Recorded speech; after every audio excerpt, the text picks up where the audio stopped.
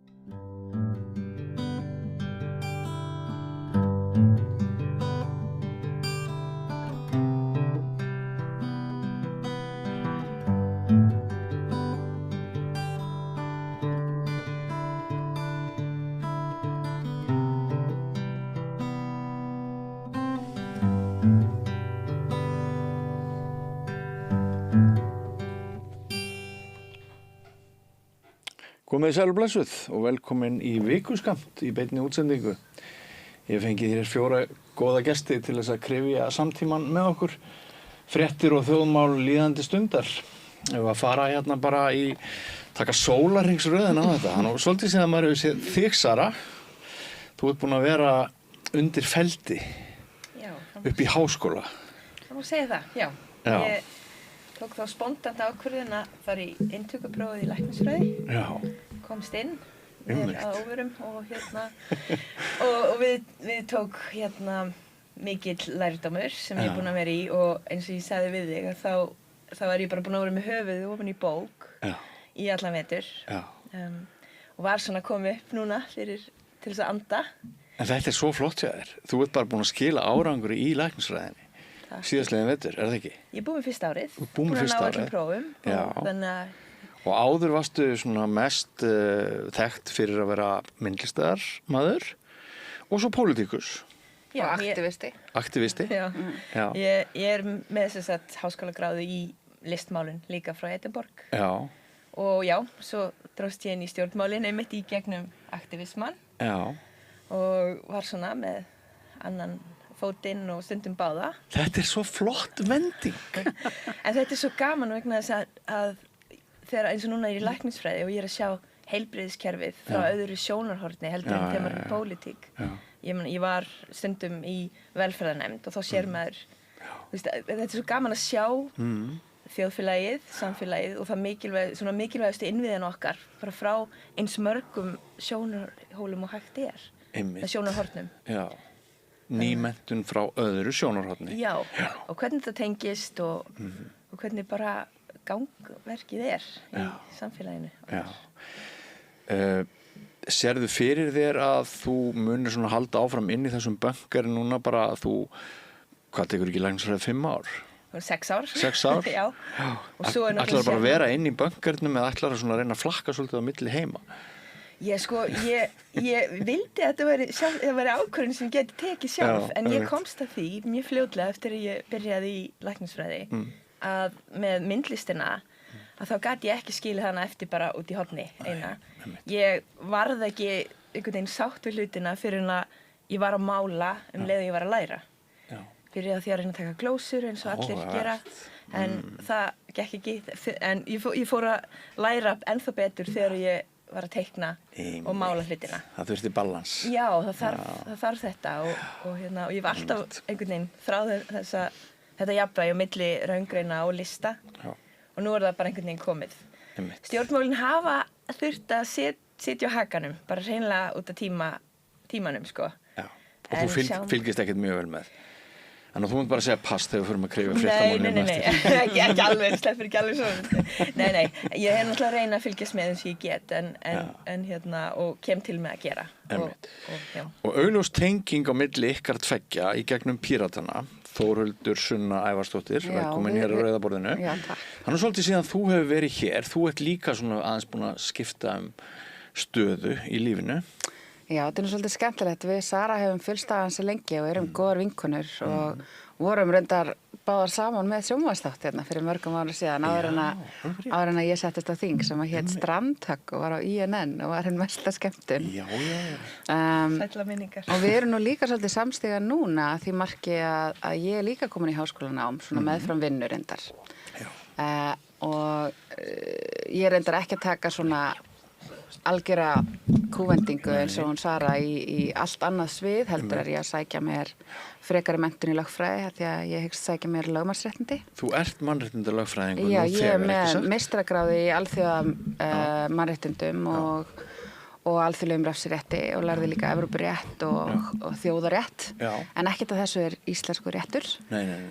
Þannig að til þess að ég geti fengið lögmannsréttindi þá þarf ég að sækja bara bachelornám í lögfræði. Ég er bara komin aftur á svona grunninn, skulum við segja, í lögfræðinni. Þetta er rosalega skemmtilegt samt. Þið eru að verða rosalega útkverfalegar eitthvað læknir og lögfræðingur. Við erum komin í golf saman.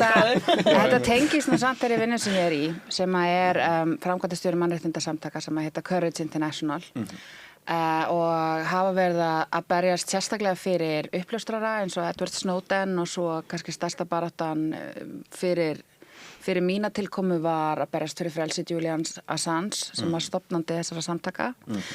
En frá því að ég tók við þá höfum við verið að marka samtökunum kannski svona stærra verksvið og breiðari skírskotun út í heim og við settum upp samtök í Belgíu, í Brussel og þar á meðal verður okkar hlutverk að fara í það sem á ensku heitir strategic litigation eða public interest litigation. Ég veit ekki hversu gott er að þýða það. Þetta eru málsóknir sem að farið er í til þess að í raun varðveita eða styrkja einhver ákveðin réttindi.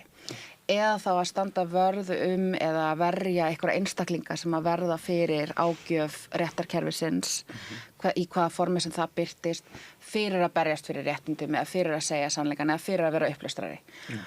Og til þess að geta tekið þátt í slíkum málaferlum þá þarf viðkomandi venjulega að vera með málflutningsréttindi eitthvað staðar, að minnstakosti. Þannig að þetta er svona liður í því að ég geti þá, ég vil tekið þátt í því verkefni þegar fram líður. Þannig að með þessari reddingu tókst þér að þvo að þér útkverfa stimpilinn sem ég var að reyna. Já, ég ætla aftur að verða þessi réttlætisriddari sem ég hef alltaf verið. Nei, já, ég meina þetta er líka bara mjög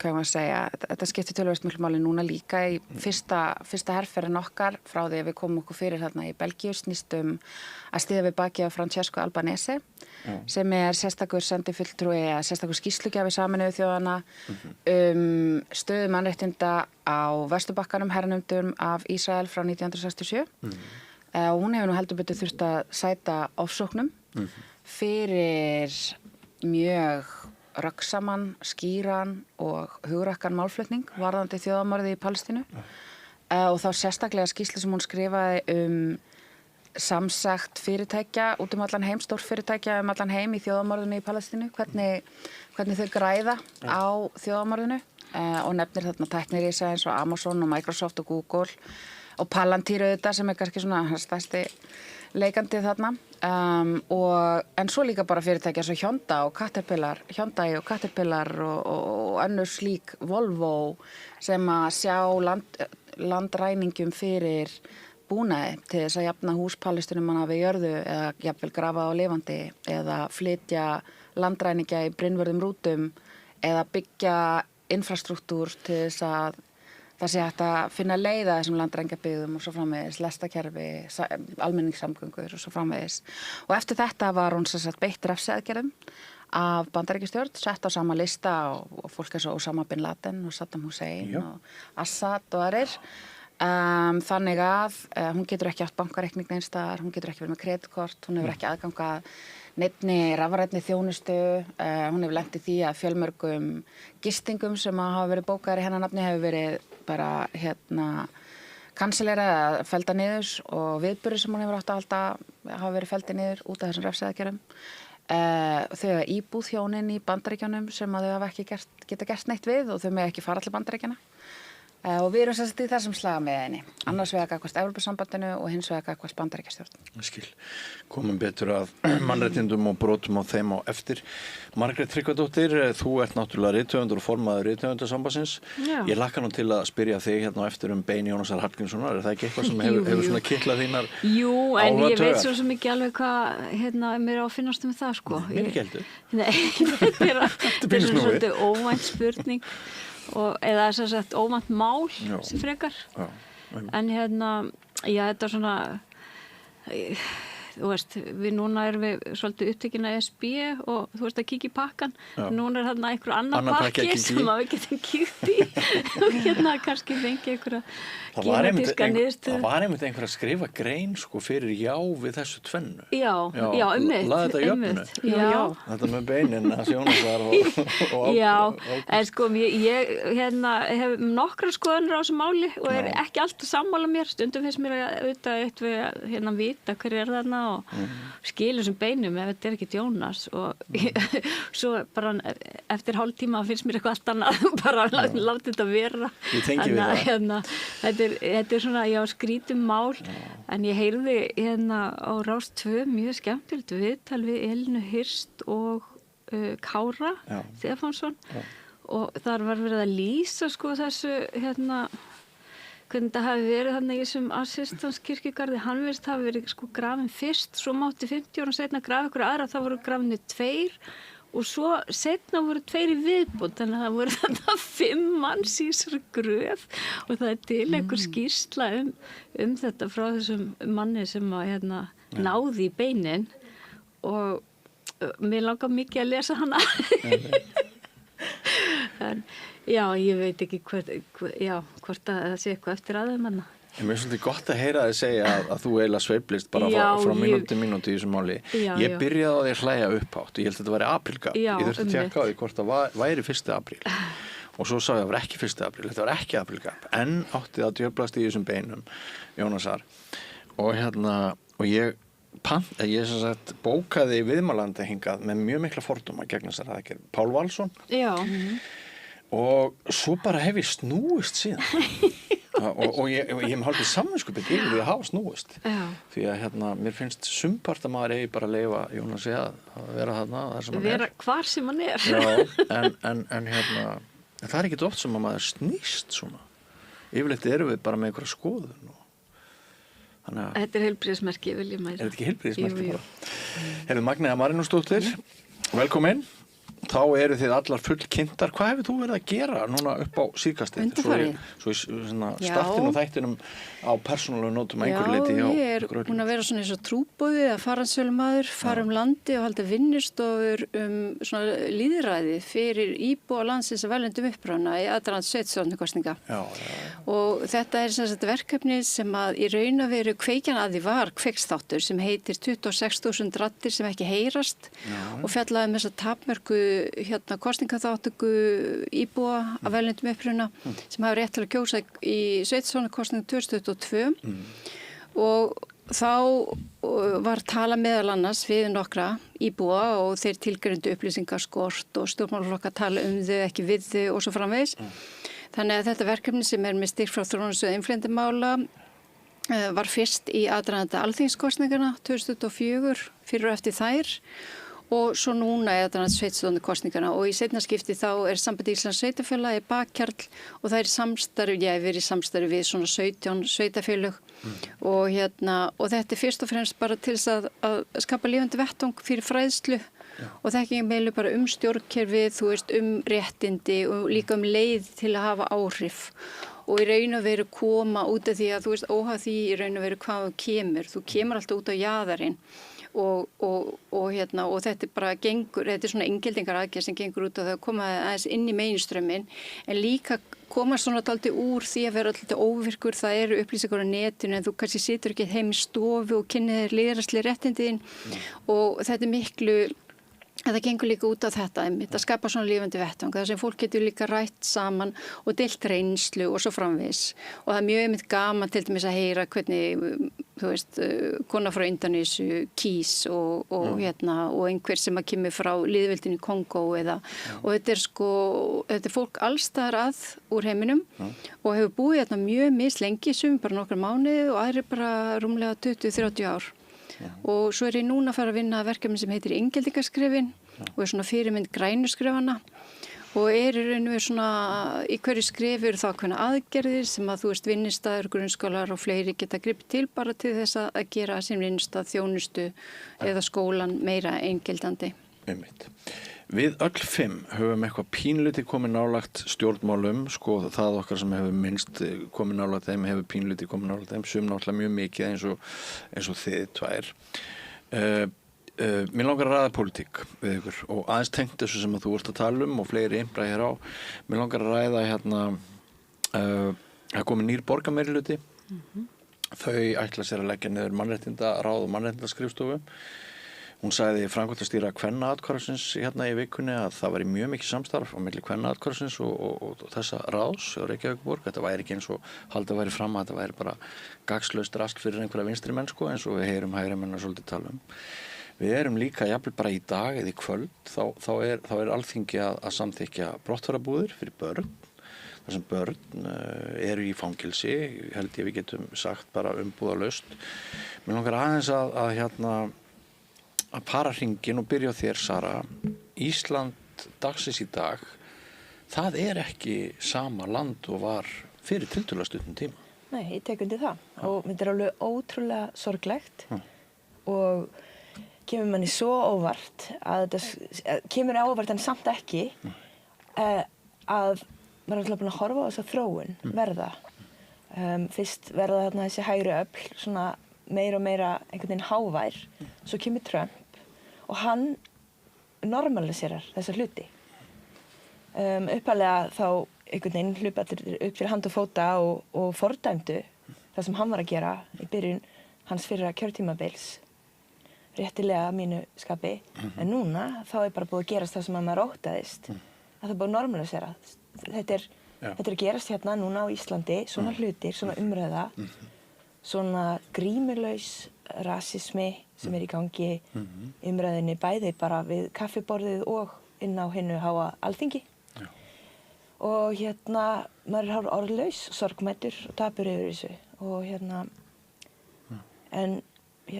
ég svona næstu því vil framselja seinni hluta minna skoðunar á þessu til Sunnevar svo vel að sér í þessu. Ég er ekki með alla svona öll smáatriði á hreinu hvað varðar þessa brottfarastöð sem að stendur til að, en ég meina þetta er náttúrulega bara ömurlegt. Og ég held sko að daginn sem maður hefur svo oft orðið dofinn vegna breytingarna, þar sem mörkin eru alltaf að færast til á því sem manni finnst í lagi, að daginn sem maður hefur svo oft orðið dofinn að maður treystir sér ekki lengur til þess að mynda þessi skoðun á einhverju sem er að gerast fyrir framan augun á manni, þá er maður að upplifa svona lítinn heimsendi inn í sjálfum sér. En já, það er bara best að þú takir það orðið. Fyrst Sara hefur þessa tröllatrú á þér eins og við öll. Hvað til dæmis finnst þér með þessa ákvörðun þingsins og af hverju þingið svona einsleitt og af hverju er Áslaug Arna að kvarta yfir því að það sem hún sagði fyrir 5 árum og hún var grýtt fyrir eins og hún segir sjálf, nú eru bara allir komnir á þann stað og hún er bara voða sár yfir því. Af hverju breyttist heimurinn svona? Ætti hún ekki að fagna því að það er allir komnir á hennar vagn? Það er spurning. Ég átta mig ekki alveg á þessu væli í hægrimönnum. Það er bara allir komnir með þeim í lið og þeir eru voða sárir yfir því. Já, það er mikið væli í hægrimönnum, mjög sammála. Sko, þetta brottfararmál, það er runnið undir rifjum Jóns Gunnarssonar, fyrst af öllum, svona sem eitthvað konkrétt mál sem átt að koma í gegnum þingið. Já. Það var Guðrún Hafsteinsdóttir sem kom því í eitthvað form og lagði í samráðsgátt og þar vakti það mikla andstöðu okkar að minnst okkur í Pírötum og alveg hjá Samfylkingunni og Viðreisn líka. Þau gerðu allavega hana fyrir kosningar þá fyrir var að börn eru ekki sett inn í slíka búðir. Ég held að Katrín Jakobsdóttir sem að ég vil nú samt gefa stóra söku því að hafa fært þessi mörk sem þú varst að ræðum hafi samt verið svona skýrasta og valdamesta röddin gegn fangabúðum fyrir fólk sem hefur ekki til saka unnið. sem að flóttamenn sannarlega eru, fólk sem að sækja hér vernd, hefur ekki framið neitt glæp. Og það sem Alþingi að ákveða akkurat núna að gefa lögreglu heimildir til þess að fangelsa fólk sem hefur ekki til saka unnið og þær heimildir eru mjög víðtækar. Þær fela í sér að það hægt að fangelsa fólk sem að stendur til að brottvísa, en það líka hægt að fangelsa fólk sem að í málsmeðferð sem gæti leitt til þess að því verður brottvísa. Það sem þetta þýðir að þú ert til dæmis að koma frá einhverju sem að Útlendingastofnun telur öruggt land, og ég ætla nú ekki að fara út í hvað mér finnst skilgreiningu Útlendingastofnunar á öruggu landi, það eru mörg lönd þarna sem eru alls ekki örugg, eða þú kemur frá ef að útlendingayfirvöld lítur svo á að þú hafir í raun verið skráður sem flóttamaður annar staðar og það sé hægt að vísa þér aftur þangað eitthvað annað í Evrópu, hvert sem það er, Belgíu, Grikklands, hvert sem er, að þá bara mjög auðvelt samkvæmt þessum lögum að vista í þessari brottfararbúð. Það sem verið að gera samhliða þessu, það annað frumvarp í gangi samhliða sem að sker niður í raun alla áfrýjunarfresti og réttindi, þau litlu réttindi sem eftir voru eftir síðustu ríkisstjórn varðandi málsmeðferð fólks á flótta. Þessi ríkisstjórn, Samfylkingarinnar, Viðreisnar og Flokks fólksins að nýta sér stysta mögulega frest sem að umsækjendur alþjóðlega vernd geta haft samkvæmt verndarreglugerð Evrópusambandsins til þess að áfrýja ákvörðun Útlendingastofnunar. Þeir hafa held ég á bilinu 7 til 21 dag, svo að aðildarríkina þessu samkomulagi, og þau völdu 7 daga, þessi ríkisstjórn, og þetta bara algjör samstæða það á þessu þingi.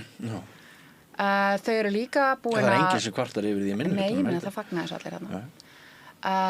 Þau eru líka búin að ákveða að fella niður það sjálfsagða ákvæði að ef að viðkomandi kærir ákvörðun að synjun á vernd eða brottvísun, að þá fresti kæran réttaráhrifum þar til úrskurður kærunefndar útlendingamála liggur fyrir í málinu. Það verið að taka það á sambandi. Þannig að þegar Útlendingastofnun tekur ákvörðun í þessum málum þar sem að þú ert talið koma frá öruggu landi, það er talið að þín umsókn sé algjörlega tilhæfulaus og svo framvegis, að þessi einföldu mál eins og sagan segir að þá megi beinlínis henda þér út leið og auðvitað geyma þig í þessari brottfarastöð þangað til að það er hægt. Þannig að við sjáum aldrei þetta fólk.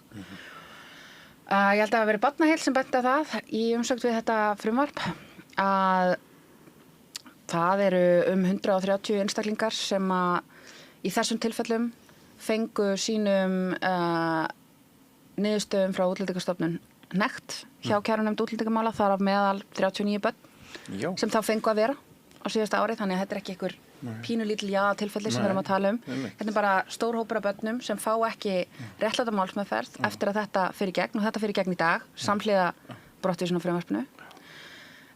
Brottvísunarfrumvarpið, ég er nú ekki búin að koma að því almennilega hvað það er hryllilegt. Þegar að Guðrún Hafsteinsdóttir lagði þetta fyrst inn í samráðsgátt, þá stóð til að hafa þar fangaverði. Ég veit ekki hvort það hafi verið að þetta þykir ekkert sérstaklega fínt ef þú ætlar að kalla þetta brottfarastöð en ekki fangelsi eða fangabúðir, að vera með fangaverði þar, það er kannski svona svolítið augljóst hvað þú ert að gera ef þú ert með fangaverði í ekki fangabúðinu þínum, en ég held að það hafi ekki verið það. Ég held að þeim sé alveg sama af því að það eru bara eiginlega allir til í þetta nú orðið að fangelsa fólk á flótta. Ég held að það hafi verið að það er dýrt að mennta fangaverði og það er skortur á þeim og þau hafa bara ekki haft efni á þessu. Það var aftur að segja á því að þetta væri bara ekki cost effective að vera með fangaverði, þannig að núna er þetta ekki fangaverðir, heldur fólk sem hefur fengið þjálfun í valdbeitingu. Við getum sagt okkur hvað það er. Það er ekki fólk sem hefur fengið þjálfun í afstigmögnun eða þjálfun til þess að beita fólk ekki ofbeldi, það er fólk sem hefur fengið þjálfun í að beita ofbeldi, sem að mun vera í þessum búðum fangaverðir, burt sér frá því hvort þú berið þann official titil eða ekki. Það er bara svoleiðis. Það er bara svoleiðis. Þangað er hægt að senda, eins og ég sagði áðan, eiginlega alla útlendinga á Íslandi, ef þú bara horfir á hvað orðin segja. Ég meina, segjum að Útlendingastofnun ákveði að taka upp mál útlendings utan Schengen, hvort hann fá að halda áfram landvistarleyfi hér. Samkvæmt skilgreiningu lagana, þá væri hægt að vista hann þar að því að svo ákvörðun gæti leitt til brottvísunar. Bara svo æs. Ok, það er einhverju varnaglar þarna inni, þú þarft að ekki reyna öll önnur úrræði fyrst, en að minnsta kosti skoða hvort þau séu nothæf. Hvernig það með mat fer fram er ekki skýrt. Á þessu fólki má leita, það má beita það ofbeldi, eins og ég sagði áður, til þess að ná tökum að því, það má geyma það í öryggisklefum, það má ólega niður og geyma það í öryggisklefum og það þarf ekkert að ákveða lögmæti þess að geyma það í öryggisklefum fyrir 4 dögum liðnum af dómsmálaráðuneytinu sem að semur þessu lög, þannig að sjáum hvað þeim finnst það. Eftirlit með þessu úrræði er ekki skilgreint í lögunum. Það talað að jú, kannski ætti Mannréttindastofnunin að hafa eitthvað eftirlit með þessu. Það samt ekki sett inn í lögin, því bara beint til ráðherra að skoða það. Það talað eftirlit umboðsmanns með frelsissveitt fólki sem sannarlega er til staðar, en það er ekki eitthvað virkt almennt eftirlit sem er alltaf í gangi viðstöðulaust. Og þau tala það í nefndarálitinu sinu, það kemur reyndar væntanlega núna framhaldsnefndarálit bara hvað á hverju því að þetta mál fór aftur inn í nefnd og þau eru búin að gera mjög smávægilegar og að engu marki nógu góðar breytingar á þessu frumvarpi í millitíðinni. En í þessu nefndaráliti kemur fram, nú er týndu hvað ég var að tala Frelsissviptinguna og umboðsmaður Alþingis. Já, varandi eftirliti, akkurat fyrirgefið, ég týndi aðeins punktinum hjá mér. Já, í þessu nefndaráliti kemur fram að já, það þurfi nú bara að skoða þetta eftirlit svolítið og það væri nú gott að það væri kannski eitthvað í lögunum eftirlit með þessari frelsissviptingu en það er ekkert í þeim og þau eru bara sátt við að samþykkja það þannig. Það sem kemur inn núna er að þá að bæta við, þau eru náttúrulega voru rosalega sniðug þegar að það var að fara af stað undirskriftasöfnun gegn því að fangelsa flóttabörn sem þetta frumvarp gerir ráð fyrir að gera. Þá komin af stað undirskriftasöfnun og hún var að ná að geta þess árangri að þá kemur Víðir Einarsson held ég að hafi sagt að börn verði ekki vistuð í brottfararstöð, segir hann. Þetta er auðvitað bara þvættingur, þetta er afvegaleiðing. Börn verða vistuð í brottfararstöð, þau verða bara vistuð í öðrum brottfararstöðum heldur en einstaklingar. Það breytir því ekki að börn eru áfram vistuð í fangelsi frá 3 til 9 dögum og þá komum við kannski að því hræðilegasta og skelfilegasta við þetta frumvarp fyrir utan það að fangelsa fólk sem hefur ekkert til saka unnið og það er að það stendur til að fangelsa börn á flótta sem að allir umboðsmenn barna eru sammála að gangi gegn barnasáttmála Sameinuðu þjóðanna sem að nefnd réttindi barna eru sammála að gangi gegn réttindi barna megi ekki fangelsa börn bara fyrir það að foreldrar þeirra eru með flóttabakgrunn, það bara gangi gegn barnasáttmálanum, punktu basta, ekkert múður. Og þar að auki er gert ráð fyrir já, ok, þetta á að vera rosalega stuttan tíma, bara 3 daga til 9 daga. Það sem ég finnst skelfilegast við þessu af öllu í raun er að það má svo framlengja úr þessum 3 í 9 daga ef að foreldrarnir þykja ekki samvinnufúsir. Það sem að þetta þýðir í raun er að þá að refsa börnum fyrir það sem að foreldrar eru að gera. Þetta er líka skýrt brot á barnasáttmálanum, það er mjög skýrt og það er bannað að refsa börnum fyrir það sem foreldrar eru að gera. Þannig að hér er verið að innleiða að minnstakosti 2 mjög skýr brot á barnasáttmála Sameinuðu þjóðanna fyrir utan það sem mér finnst bara skýrt brot á réttaríkinu og almennu réttlæti að fangelsa fólk fyrir að hafa ekkert sér til saka unnið. Og nú langar mig að skjóta inn í nokkrum orðum sem ég las á internetinu í dag úr pistli eftir Hrafn Jónsson. Brottfarastöðin er fangabúðir, auðvitað. Þú getur sett bleikt hár og rautt nef á svínið en það gerir það ekki að trúði. Að loka börn inni er mér sagt ekki brot á mannréttindu þeirra, það er ekki brot á barnasáttmála Sameinuðu þjóðanna, það er víst ekki ósiðlegt og afmennskandi. Nei, það er víst bara góð og ábyrg stjórnsýsla. Já, nei, það er þeim fyrir bestu, samkvæmt því sem að dómsmálaráðherra hefur sagt. Já. Vegna þess að frá því 2024 tóku stjórnvöld allt í einu upp á því að fara að aðskilja börn frá foreldrum sínum, setja börn í fóstur og fangelsa foreldrana. Þessi brottvísaði. Þetta er mjög nýtilkomin framkvæmd. Ég velti fyrir mig hvort hún hafi verið hafin til þess að geta réttlætt þetta vægara úrræði. Það kemur ekkert óvart. Þetta er að minnst ekki búið að viðgangast í langa tíma. Þetta er búið að viðgangast kannski bara í allra síðasta lagi síðan 24. Já. Þannig að þau eru að segja að þetta er mildara úrræði heldur en að rífa börn af foreldrum sínum. Reynda frumvarpið sem þau lögðu fram lagði til að það væri hægt að vista börn í einangrun, sem sagt aðskilja þau frá foreldrum sínum. Já. Það mætti ekki ólæði niður eins og hitt flóttafólkið, en það má aðskilja þau frá foreldrum sínum og setja þau í öryggisklefa. Það er búið að taka það út. Ég veit ekki hvort þau vilja klappa baki fyrir það, en bara það að þeim hafi dottið þetta í hug finnst mér viðbjóður. En hvernig komumst við hingað? Það er kannski lokapunkturinn sem ég langar að klára með. Vegna þess að ég er ennþá gapandi hissa yfir því að sá flokkur sem stóð hvað lengst með okkur Pírötum þangað til að ég gáist upp. Varðandi það að sko geta hent flóttafólki út á götuna, tekið af þeim allt lífsviðværi eins og gert var á síðasta kjörtímabili með útlendingalögunum sem að við höfum barist gegn ár eftir ár eftir ár og þá venjulega með að minnstakosti lágmarksstuðningi frá Samfylkingu og Viðreisn. Þau tóku meðvitað ákvörðun að hætta að styðja okkur. Þegar ný forysta tók við í flokknum, það var alveg skýrt, það voru nýja línur og þau sátu hjá gagnvart því máli. Ég átti ekki von á að fólki sem sagði mér þau var á móti þessu frumvarpi en það væri sannarlega þingmeirihluti og hann þyrfti að fá sínu fram að það fólk myndi ekki í staðinn fyrir að taka úr gildi þar sem það sagðist það að verið á móti á síðasta kjörtímabili sem var að svipta fólk lífsviðurværi sínu, svipta fólk húsaskjóli, aðganga mat, læknisþjónustu öllu. Það hefur ekki snúið þeirra ákvörðun við. Heldur hefur að teki blautastu draum Sjálfstæðisflokksins sem fangabúið fyrir flóttafólk og bara komið í gegn með virtu og bara ótrúlegum hraða og gleði að því virðist, áfergju jafnvel. Í að þau séu nú að taka vel á landamærin, þau séu að tryggja landamærin og tryggja öryggi Íslands og þetta sé allt saman frábært og flott. Ég vil bara benda á að bæði Þorgerður og Kristrún sögðu fyrir kosningar að þær dregðu ykkur að línu í sandi við að fangisa börn á flótta. Ég var til í að heyra eitthvað fjölmiðlamann spyrja þær hvað varð þessa línu og hvað varð til þess að þeim snerist hugur vegna þess að þetta vissu kjósandi þeirra flokka væntanlega ekki fyrir kosningar að það stæði til að fangilsa börn á þeirra vakt.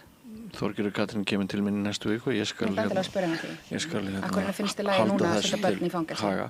En það vill þannig til að þér á vinstri hönd eru tvær konur sem báðar eru í Samfylkingunni held ég. Hvernig líður ykkur? Nei, mér finnst þetta bara ekki gott. Mér finnst þetta bara mjög vont og mér langar aðeins að vera einna svona persónulegum nótum. Ég fekk þar fréttir í vikunni að lítill drengur sem ég þekki vel og bjó hjá mér í fyrra hann er að verða 4 ára núna í september. Hann er fæddur á Íslandi. Hann fekk landvistarleyfi í vikunni. Afsaki, bara, þetta er mjög erfitt. En hann er semst fæddur hérna í Íslandi, foreldrar hans er frá Palestínu. Móður hans og honum var brottvísað þegar hann var lítill til Spánar að þau komist þar fyrst. Þar fóruð aftur til Palestínu. Pabbi þeirra var allan tíman hérna á Íslandi, að vera einnig meira, nærri því 4 ár. Í fyrra sumar kemur mammans aftur með hann og henni er strax hent út og þjónustusvipt. Hún var úti í Reykjavík í vondu veðri. Og ég bara fyrir tilviljun frétta þessu fólki og hafði pláss í húsinu mínu og þau voru hjá mér í mánuð öll fjölskyldan og þangað til þau komast aftur inn í kerfið. Síðan þá er Útlendingastofnun búin að vera að reyna að finna eitthvað á þetta fólk. Þetta er bara venjulegt fólk og afsakið. Þetta er bara, þetta er svo ómanneskjulegt kerfi. Það á ekki vera hægt að henda börnum úr landi. Það bara á ekki vera hægt. Og börn sem eru fædd á Íslandi, hvar annars þær geta þau átt heima? Þetta er ekki hægt. Mannvonska. Þetta er bara, þetta er mikil ílska. Það er einhvern veginn ekki, ég á engin önnur orð yfir það. Og þetta með retóríkinu, hvernig þessu snúið á haus? Hvernig það er ábyrgt fólk sem hefur ekkert til saka unnist heldur að fæðast einhvers staðar í löndum þar sem að mannréttindur ekki virt og fólk sem er landlaust, það getur ekkert að gert og vill ekkert annað gera en að bara stofna einhvers staðar líf fyrir sig og sína fjölskyldu, vinna fyrir sér og taka þátt í samfélaginu og við, og þá er ég ekki bara að tala um íslensk stjórnvöld, heldur bara einhvern veginn hinn vestræna heim allan, gerir allt til þess að reyna að hægja á lífi þessu fólks. Að fólk er í einhverjum búðum út allan heim, þar sem það er í biðstöðu og koðnar niður. Og það, ég er þannig réttuð að mér finnst mannauður mesta auðlindin sem við eigum. Og þú veist, þarna ertu með bara eitthvað system, globalt system. Og ég ekki að segja þetta sé globalt system til þess að réttlæta íslensk stjórnvöld, bara alls ekki. En það verið að eyðileggja líf fólks, vísvitandi, með því að setja fólk í einhverja biðstöðu og bara láta hrekjast á milli landa. Og þetta bara hrikalegt. Já, og hér búum við gnægð tækifæra, við erum allt þetta land. Og við höfum bara, þú veist, síðustu ár höfum við verið að flytja inn fólk til þess að vinna alls konar störf. Af því að við höfum ekki sjálf geta, en á sama tíma eitthvað fólk að því að frá okkur öðrum löndum, þá ætlum við bara, þú veist, láta þau vera eitthvað staðar í einu herbyggi, þú veist, í Hafnarfirði, eitthvað staðar. Sem að bara, þú veist, næsti bær við brottfarstöð. Fyrir, þú veist, orku mikil 3 ára dreng, skilur, að vera inn í, þú veist, að allir þinn heimur sé eitt herbyggi. Af því að, þú veist, það verið að reyna að finna einhverju tilla ástæðu til þess að brottvísa foreldræðinu. Hann þetta.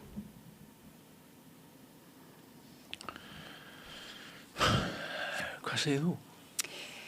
Já, Sérfræðingurinn í þessu öllu saman. Sérfræðingurinn. Já, maður hefur náttúrulega kannski eitt að maður hefur starfað á svæðum þaðan sem flóttafólk að koma, Afganistan og Bosníu og Kosovo og Palestínu. Og það sem maður veit að verið að gera eins og með þessum svo kallar brottfara miðstöð eins og hún heitir, að það náttúrulega verið, fyrsta lagi, samkvæmt því sem að stjórnvöld segja, að samræma hlutina, að þú veist, við það sem á Schengensvæðinu, með þessari brottvísuna miðstöð. En það sem að líka bent hérna á, það það sem ég finnst eins og við þetta frumvarp, að mér finnst svo mikið vera svona afvegaleiða fólk.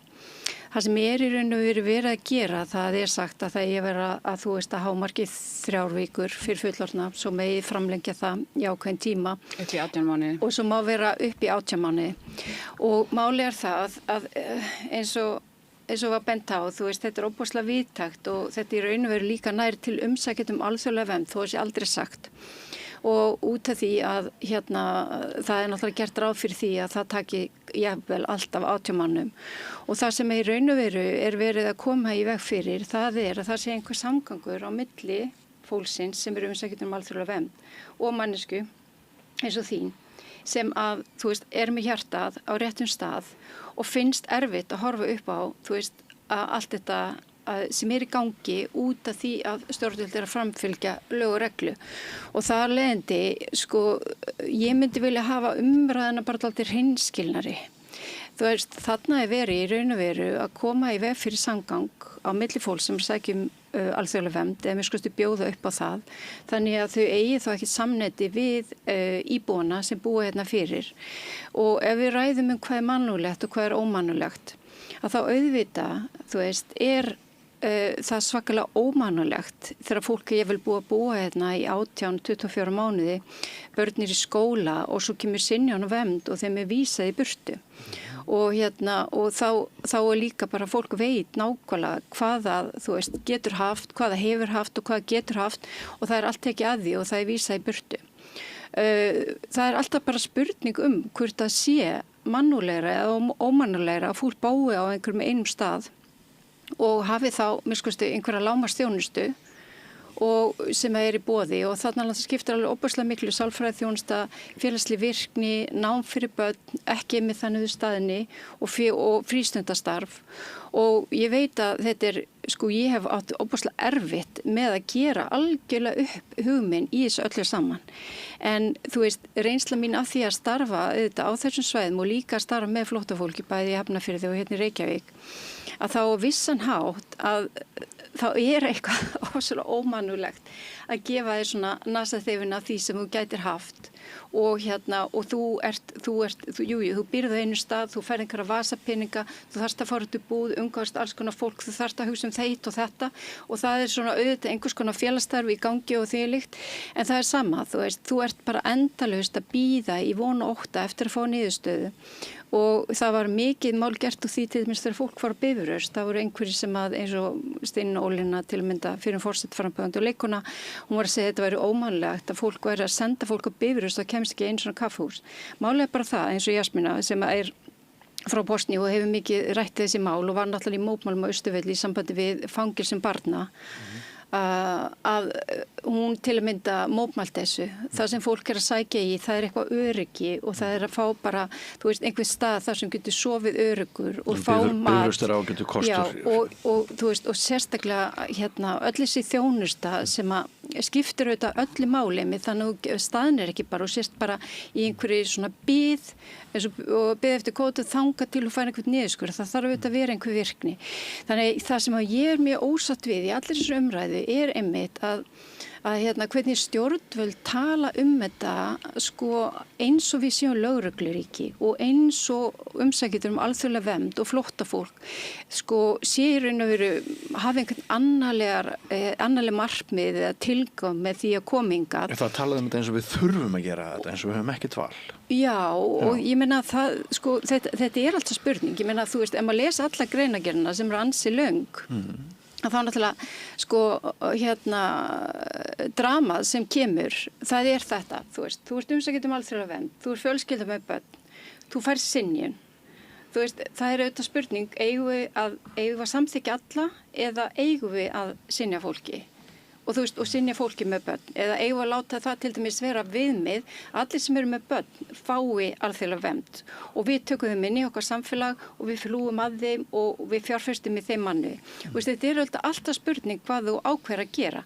Eins og núna þá er auðvitað verið að fara eftir þeim lögum og reglum sem gilda, ekki bara hér, heldur annars staðar og þá er bara spurning, hvað viljum við?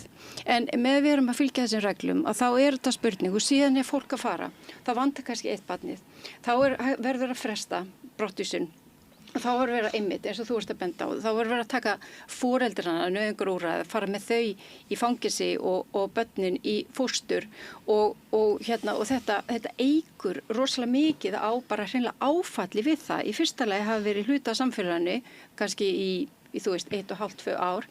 Í öðru lagi var að brottvísað með þessum svona grimmilega hætti. Þannig að það þurfum við að tala um hvað er mannúðlegt og ómannúðlegt. Þá náttúrulega í raun og veru er allt í raun og veru ómannúðlegt sem við gerum út af því að við myndum bara vilja búa í heimi þar sem við getum tekið á móti öllum. En meðan við erum með reglur þá það, við erum ekki að fara að samþykja allar umsóknir alþjóðlega vernd. Þá bara spurning hvað er hægt að gera. Þannig að ég eins og til að mynda með svona búðir, segjum svo þetta verður Bifröst og þetta væri á einhvern hátt lokað af en þannig fallið grænsvæði og eitthvað þvílíkt og það væri alls konar starfsemi í gangi eins og er í flestum flóttamannabúðum. Ég meina það er boðið upp á kennslu fyrir börn og það er boðið upp félagsstarf fyrir foreldra. Það er mér svo búðir jafnvel og ég fari í flóttamannabúðir þar sem er markaðir. Fólk er að selja grænmeti og föt og alls konar. Og auðvitað er þetta flóttamannabúðir en þarna ertu í öryggi. Og það er jafnvel hægt að, ég meina, það var á varnarsvæðinu, hermennirnir mátti ekki fara út þegar hún hálfgerð fangilsi, þeir mátti ekki fara út nema með ákveðnum, leyfi og þannig að fóru þeir og kom tilbaka. Ég meina, væri hægt að vera með svoleiðis fyrirkomlega þar sem fólk miskusti fengi heimsóknarleyfi, geti farið. Það er ekkert verið að tala um þetta, það er ekki verið að tala um einhverja búðir þar sem fólk getur verið með marka, það er ekki verið að tala um einhver svæði þar sem fólk getur gengið á milli staða. Það er akkur það sem ég er að tala um, af hverju er ekki verið að hugsa öðruvísi vegna þess að þetta er svo hvernig þetta er hugsað er svo ömurlegt eins og allt sem múst að benda út. Það er valdbeiting, það er eina sem er einmitt eins og þú bendir á, það er að tala um það. Það er ekki verið að tala um það að þú ert með fólk sem er með alls konar áfallastreitu. Það getur sýnt ógnandi hegðun og ofbeldi og maður hefur nú alveg upplifað það í móttöku flóttafólks. En hins vegar að það þarftu auðvitað að nota einmitt aðferðið þar sem að þú getur stíð inn í málin, þú getur notað einhvers konar sáttameilana persónulega leiðir í deilu milli fólks. Það sko tilfinningarnir eru stórar og miklar og það eru oft mikil átök, jafnvel innbyrðis í lífi fólks. Þannig að þú veist, mér finnst bara öll þessi nálgun, þú veist, mér finnst bara, já, og ég mjög ósátt við hana og ég myndi bara vilja sjá eitthvað úrræði sem væri gott og jafnvel svona bara þar sem að fólk geti bara búið við ákveðu öryggi og en væri ekki þessi áhersla að þetta væri bara sko út af því að umsækjandi alþjóðlegri vernd í brottfarstöðu, hvað þýðir það? Þú veist, þá verður ekki áhersla á það að það eigi helst að hafna umsókninni og þú verði að endingu vísa í burtu. En það eitt jákvæð sem búið að gerast og það þetta svo kallega dvalarleyfi á grundvelli umbornu dvalar. Þegar Guðrún Hafstein var dómsmálaráðherra, þá var lögunum breytt og þá voru allir þeir sem hefðu verið í úrræðum sveitarfélagi sem voru með samning við ríkið umsækjendum alþjóðlegri vernd og fengu höfnun. Það var ekki hægt að vísa mig burtu vegna, og fyrst og fremst þetta til dæmis kúlta frá Írak og það meðal annars vegna þess að alþjóða Fólksflutningastofnunin, þeir sem að aðstoða dómsmálaráðuneyti við að brottvísa fólki, þeir neituðu að fara með fólk og það var ekki öruggt. Nei, ekki brottvísun, bara aðstoð við fjölskyldusameiningar og það akkurat máli og svo líka það að þú veist að það akkurat þetta að fólk með náttúrulega ákveðin réttindi eins og til fjölskyldusameiningar. Og það sem búið að gera núna undanfarið, að það búið að segja upp þessum samningi þegar hann kemur að aðstofa fjölskyldusamningu. Ef þú fer fjölskyldusamningu við einhver frá Palestína, frá Sýrlandi eða frá Afganistan, þá þarftu vanlega aðstoð. Þú veist, þessar alþjóðastofnun, annars ferð ekki neitt. Það búið að leggja niður auðvitað lögfræðiþjónustuna sem var hjá Rauða krossinum, samning dómsmálaráðuneytisins, það sem var sérfræðiþekking til að koma aðstoð við umsækjendur alþjóðlegri vernd, það farið. Það búið að leggja niður samningin félagsstað Rauða krossins við umsækjendur. Þú veist, það var ókeypis lögfræðileg þjónusta í boði alveg frá 10. áratug 20. aldar og sem að mannréttindasamtök Íslands voru með ókeypis, mjög mikilvæg, var meðal annars inn í Alþjóðahúsinu á þegar það fór á hliðina eftir kreppu.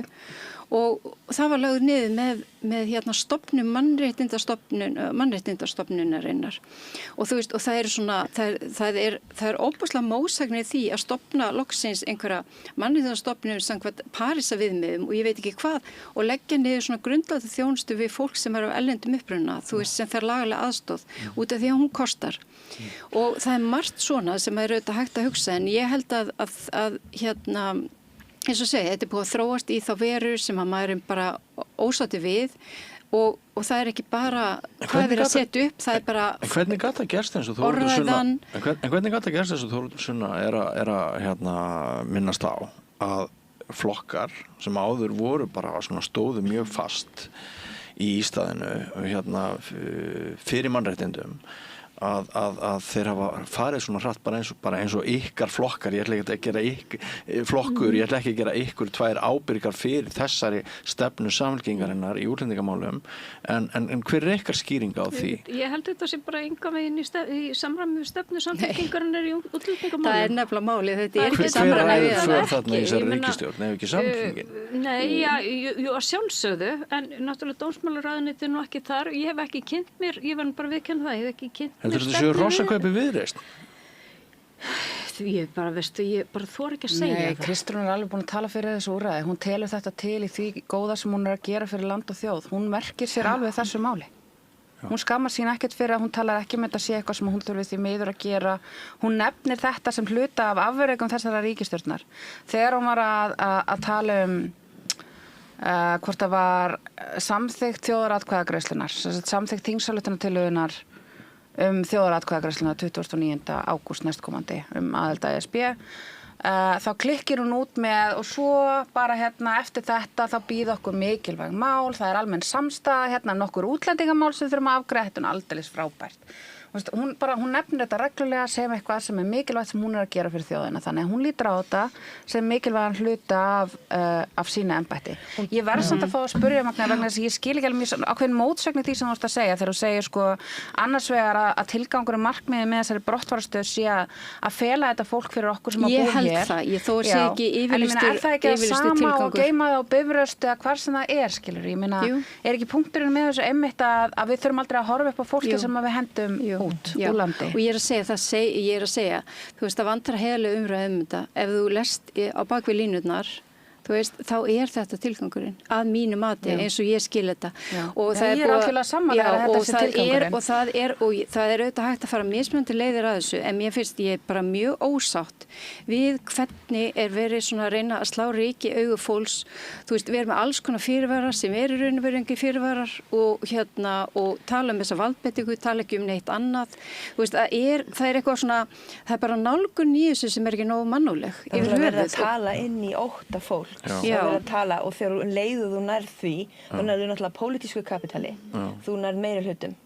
Þú nærð, þetta bara þekkt, þetta bara filosófískt, svona, ef þú horfir á mannkynssöguna og það verðast bara allir, þessi flokkar sífast einskis í þessu, verðast vera. Prinsipin, þeim hent einhvern veginn út í sjó. Ég meina, ef maður bara bakkar alveg tilbaka og maður hugsar 3 ára dreng, hvaða ógn stafar okkur sem samfélagi af 3 ára barni og harðduglegum foreldrum. En það sem að gera svona... Og hvaða við sem samfélag, fyrir hvað viljum við standa sem Íslendingar, sem þjóð með þetta land og þetta spurningin, það orðin svona strámaður, það sem að okkur stafar svo mikil ógn af þessu fólki. Það er bara stenst enga skoðun. Það talaði einhverja alþjóðlega glæpahringi og eitthvað. Þeir koma ekki frá flótta. Þeir koma frá... Nei. Og þannig að þessu eru öllu einhvern veginn hnoðað saman í svona óttabolta sem að fólk grípur á lofti og hleypur með. Og allir hlaupa saman og enginn stendur upp og núna, eins og við talum einsleitni á Alþingi, þá eru Píratar ekki með þessa rödd sem við heyrum maður saknar Pírata alveg svakalega í hverju stórmálinu fætur öðru. Rafbyssumálið annað. Akkur enginn inn á Alþingi að tala þetta rafbyssumál? Nákvæmlega, ég vil bæta líka því við. Aðeins Magna, ég held sko af því ég þjálfaður í því að hugsa hverju við fengið flestar mínútur, þá mér langar aðeins sko hvað þig varðar, Sara. Sko, erum við ekki bara farin að slaga nálagt Hippókratesar eiðnum, hreinlega? Þetta nefnilega einmitt það sem ég var akkurat að hugsa rétt á, når þú lesir hugsanir. Já. Meina, sem læknar, þegar við erum að þjálfa okkur í að verða læknar, að þá alveg tuggið onni í okkur að sem fagmenn, að þá ber okkur skylda til þess að sinna öllum, til þess að mæta þeirra heilbrigðisþörfum hverju sinni og nú hefur einmitt komið inn á borð til lækna hvað varðar þessi mál það verið að beða fit to fly vottorðin og allt þetta þar sem að læknar hafa verið settir í afleita stöðu og hafa einmitt mótmælt og þú veist okkur kennt þessi grunn svona manngæska og margir talaði einmitt eins og kom inn á mannauðinn. Sko mannauður náttúrulega það mikilvægast á dýrmætasta sem við höfum, en við sköpum hann líka leið. Við sköpum hann með þessum aðgerðum. Við traumatiserum fólk, við traumatiserum börn, við marga áratugi fram í tíman, sköpum við aðstæður sem eru svona generational trauma, sem næstum, þannig að við erum með þessu raunverulega að búa til verri heim. Fram í tíma. Og viðhalda trámar sem að fólk hefur orðið fyrir. Já.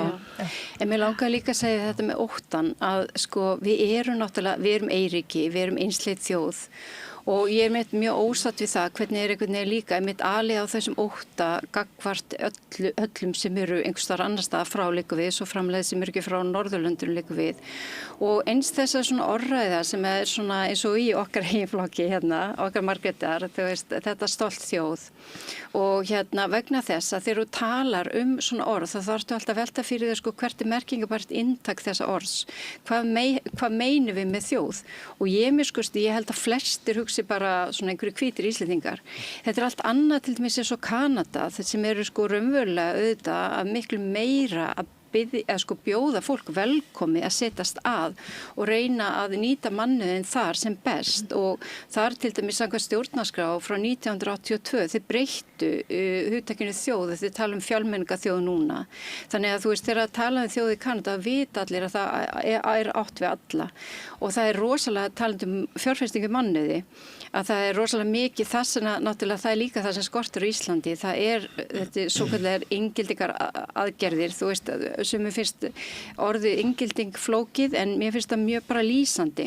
En það náttúrulega líka það að það jafnvel fólk sem að það hefur ákveðna menntun, það að lára málið, það í mjög skipulögu prógrami þangað til að því bara í raun og veru hleypt út á vinnumarkaðinn og það má ekki bara fara að vinna 1, 2 og 3 eins og vera að leggja alltaf svo mikla áherslu á Íslandi út af því að það verið að reyna að koma því til leiðar að þeirra mannauður nýti sem best í kanadísku samfélagi og þau fá bara stuðning til þess og það, mér finnst við á Íslandi, ég alveg tala, mér finnst þau vera svo ótrúlegum villigötu með svo margt, það auðvitað ýmislegt velgerð þegar kemur á móttöku en það þarf miklu meiri eins og öll þessi vinna sem fór í grænubókina og hvítubókina stefnu í innflytjenda og flóttamannamálum sem var öllu stungjóni stúfu þú veist eftir að ný ríkisstjórn tók við og það líka mjög mótsagnkennt. Hún æpir á mann polaríseringin akkurat bara þennan daginn að við erum að fá fregnir til dæmis frá Kviku sem að leysti út einhver 10 milljarða í arð,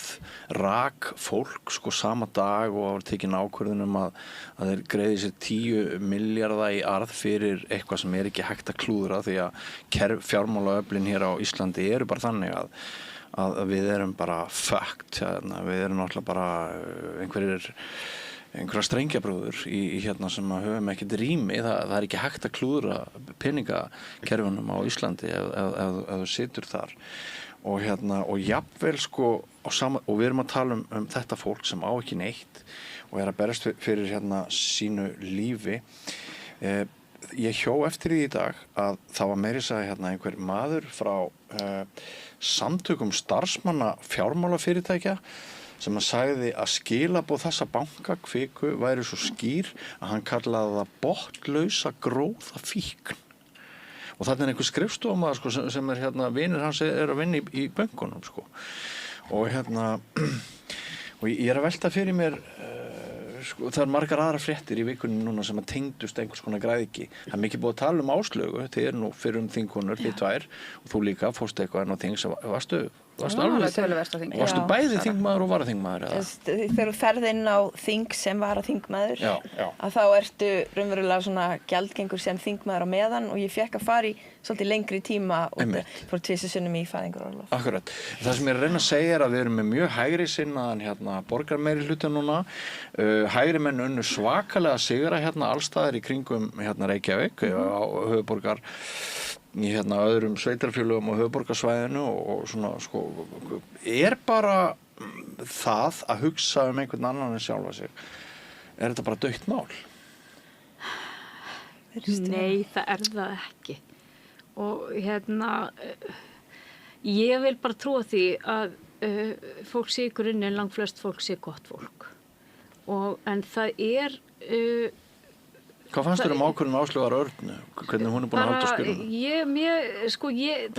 Þetta tvennt. Annars vegar, ég myndi freka setja einhverjar fyrirvara með þetta námsleyfi. Hvort þú geti farið í námsleyfi þú ert á þingi. Það mjög stífar reglur. Það hafa reyndar aðeins liðkast sín ég var þarna en þú gast ekki eins og farið í veikindalegu þetta námskeið til að hætta en náttúrulega rambar á mörgum siðferðislega. En væntanlega hefur hann ákveðið að hætta sem sagt í námslefinu og mér fannst bara flott hjá henni að fara og kveðja á þing og þjóð. Mér fannst það bara mjög flott og það til dæmis einn karlmaður þarna sem bæði bæjarstjóri Villi og hann hefði fengið miklu minni gagnrýni en hún sem þá bara ég gerir ráð fyrir hún sé að fara í eitthvað flott starf og þá náttúrulega fær hún ekki þessi biðlaun. Það rosalega bara vinsælt að gagnrýna ungar konur. Eða einstaklingar það poppar upp að þetta einstaklingur sem gerir þetta og en ég meina ef að problemið að þetta sé hægt að þá í lógalagið að breyta þeim reglum og því að fólk mun alltaf reyna að fá sitt ídrasta út hagsmuna árekstrar. Kjörtímabil og það veit þetta er hámark 4 ár. það getur verið kosið eftir 1 ár og þá ert þú bara á götunni. Ég hef ekkert á móti biðlaununum per se og þau falla niður við bara annað starf sem þú veist, eða brúa bilið í þennan tíma. Og ég meina, mér finnst sko að almennt eigi launafólk að vera með uppsagnarfrest og biðlaunin eru það. Mér finnst líka að fólk megi hætta í vinnunni sinni. Ég segi ekkert að því, en það sem ég finnst eiginlega meiri frétt í þessu öllu saman að forysta Sjálfstæðisflokksins eins og hún leggur sig síðust ár horfin á sviðinu. Ég langar aðeins að fá þína skoðan á þessu, Þórhildur Sunna, líka, bara svona aðeins Áslaugu, þetta rétt? Ég bara kall sem hatar konur þegar ég skrifa sko aðeins átta mig á því? Er ég ekki jafn mikil feministi og ég tel mig vera þegar ég skrifa Facebook-færslu Áslaugu Örnu en sleppi Villa á Reykjanesi? Ég ætla ekki að greina þín kynjagreiðlegu hér í beinni útsendingu. Við erum náttúrulega með önnur sambærileg dæmi þetta að fólk sé að sitja í bæjarstjórn og á þingi á sama tíma. Eins og Rósa bara, sama kjörtímabili. Ég tók ekki eftir að hún fyrir að brjálæðislegri gagnrýni, sko, ég held að fólk svíði mest þetta og hún hafi verið úti í ár, kemur heim í 1 dag og segir upp, basically, og það trufli fólk mikið. Ég skil það ágætlega, þetta náttúrulega ekki auðvelt að skilja gott lúk. Á sama tíma hún ekki að þiggja laun þennan tíma sem hún þarna í þessu námi. Nei, hún fekk nú samt hún fekk sumarfrí sem að við bara eigum. Allir eiga sumarfrí. En þú veist, hefði verið sanngjarnar að varaþingmaðurinn hennar hefði fengið sumarfrí hennar, því það hefði verið. Hún fekk sumarfrí. En byrjun mánaðarins og þar fær hún 1 auka mánuð. Nei, hún þykkur hann ekki. Hún var með yfirlýsingu sjálf og þetta sem sagt allt samkvæmt lögum og reglum og hún þáði ekki júnímánuðin launin. Það sem mér finnst, ég held að sé líka máli, þú veist svona einstaklingar, þeir verða bara skotmarkgremmi fólks. Vegna þess að, jú, líka það, leið mér að klára.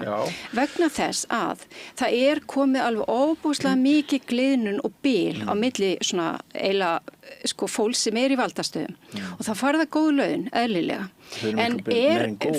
Þau eru miklu betra en góð. Já, ég segi bara góð og eiga þá líka þessum stöðum að fylgja þá forréttindi sem eru umfram það sem gengur aðra launamenn. Vegna þess að ef við horfum til þingmanna og ef við horfum til hæstaréttardómara og við horfum til kjara ýmislega þeirra sem eru svona í efstu lögum samfélagsins, þeir eru í mjög mikilvægum störfum og þeir fá borga vel fyrir þau 5 eða 7 milljónir fyrir að gera ekki neitt en eiga þeir að hafa svo litla vinnu, njóta þetta bara einhver brandari eiga þeir að njóta einhverja sko í raun og veru forréttinda svo umfram aðra ef að þeir hætti vinnunni eða missa vinnuna og þetta líka þegar kemur að starfslokasamningum það eru opinberi starfsmenn út allt sem að semja starfslokasamninga sumir fá 9 mánuði, sumir fá bara hálft ár, sumir með að vinna með, sumir ekki á þess að missa bilunin, stundum heldur hluta og ekki og svo bara aðlýs sem fór strípuð réttind sín. Þannig að þú veist, og ég held líka þetta, þú veist Sástu minnisblaðið í vikunni? Við erum Sást laun alveg ótrúlega margra opinbera starfsmanna. Bara 4, 5, 6 milljónir. En við sem hefum setið á þingi vitum að það líka þingmenn, þeir geta bara ekki mætt í vinnuna. Já. Sigmundur Davíð, gott dæmi þetta. Það ekki eitthvað að segja þingmenn, við erum alltaf með. Það allan sjáast á nefndafundum. Brynja Níelsson annar dæmi þetta, en er valla mæti vinnuna. Þannig að sko það mætti alveg hugsa, mætingarskylda á Alþingi? Ég meina þetta fullorðnir einstaklingar. Það samkvæmt lögum með mætingarskylda á Alþingi. En það ekki hægt að framfylgja því, skilur. Eins og bara krakkar í skóla. Þetta bara óbúslega erfitt, sko. Ég held að hafa orðið eitthvað rof.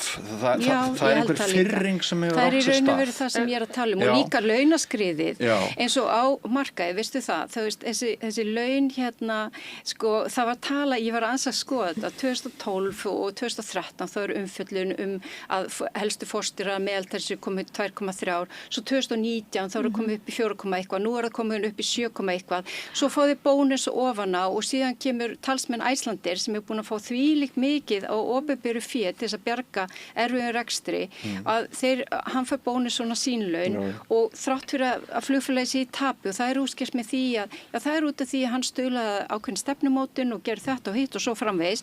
Málið bara það, þetta líka þetta að við erum hérna með hlutafélög og þau eru alltaf að greiða arð til sína eiganda og þetta nákvæmlega eins og með Bláa lónið sem skila arði í COVID og þurfti ekki að skila tilbaka styrknum.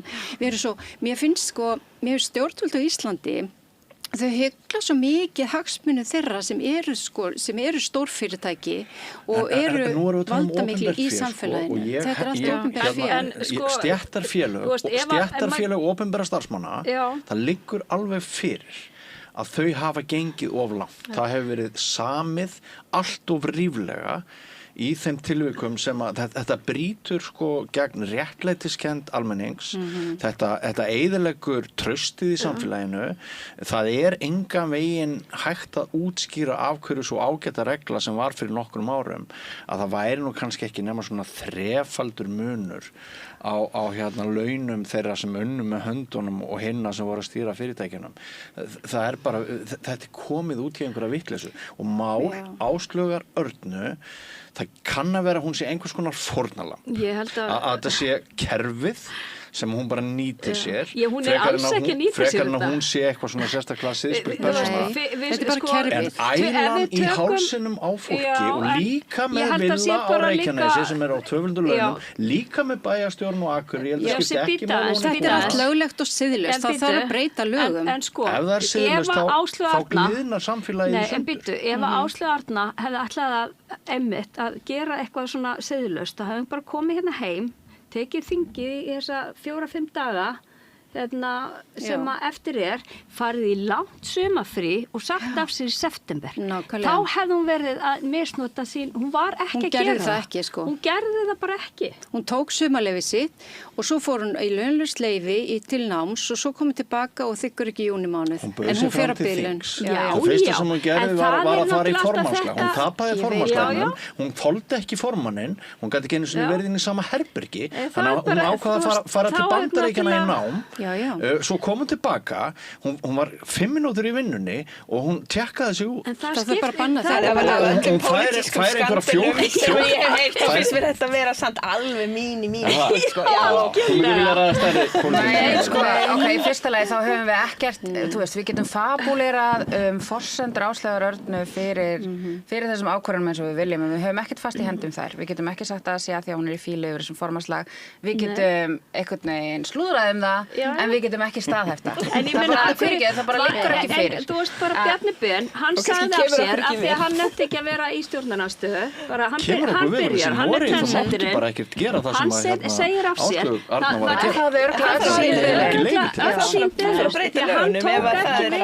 tók örugglega sín biðlaun. Hvað var hann að gera eftir að hann sagði af sér? Ekki neitt. Enginn sagði út af því. Hann var bara í Flórída og góði. Og ég meina það var að því að hann nefndi ekki að vera... Nei, það er líka eitt með biðlaunin. Þau eru alveg sangjörn, þú kannski dettur bara út af þingi og það verður svona hver forsætisbrestur í tekjum og þú þarft að hætta að taka móti biðlaunin leiður komið jafn há og laun eða herri og þú veist, þetta eru 6 mánuðir, þú veist, þetta er ekkert svo 3 til 6. En Óðinn Jónsson, fréttastjóri RÚV, hann nú ekki vanur að búa til einhvern slag á internetinu, en hann leyfði sér að segja vegna viðbragða forseta Alþingis. Og þetta hluti af því sem ég að tala það hefur orðið eitthvað rof á milli einhverjar elítu sem hefur það alveg svakalega gott að þingmannahópurinn og það eru margir aðrir, opinberir starfsmenn, mjög margir og svo einhver sauðsvartur almúgi þarna sem í 3 vinnum til þess að borga húsnæðislánin.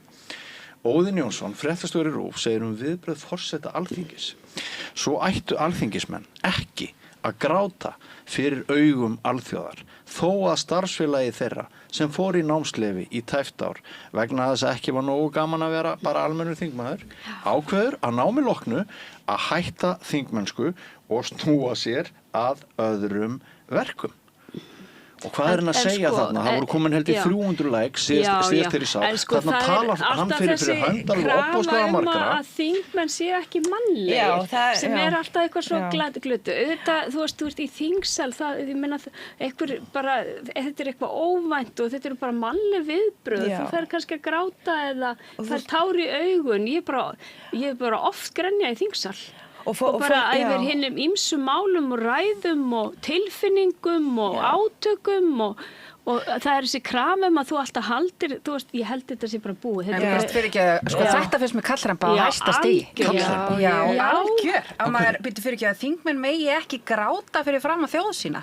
Eigum við þá bara ekki að hafa neina tilfinningar? Mér finnst það bara styrkleika merki að fólk sýni tilfinningar og eitt sem ég átta mig á eftir að hafa unnið á þingi er að fólk heldur að við séum alltaf bara í hárun á kröðurinn á þingi, bara milli flokka hötumst og þú vinnur rosalega mikið með þessu fólki, þú kannski borðar jafnvel hádegismat með þeim, þú ert ofta að vinna þó að séu átakamál á þingi, þú eru flest málin bara daglegt brauð sem er að rúlla í gegn, þú veist það að vera einhverjar, þú veist, hnikað hér og þar og eitthvað og þú ert bara ofta að vinna með fólki í ólíkum flokkum að sameiginlegu málefni og markmið. Þú kynnist þessu fólki, þú veist, ég meina þú reynir að halda faglegum distans og allt það, en mér finnst það bara heilbrigðismerki að þessu tilfinningar og forseti Alþingis beygi af við í ræðustól, ég bara klappa fyrir því.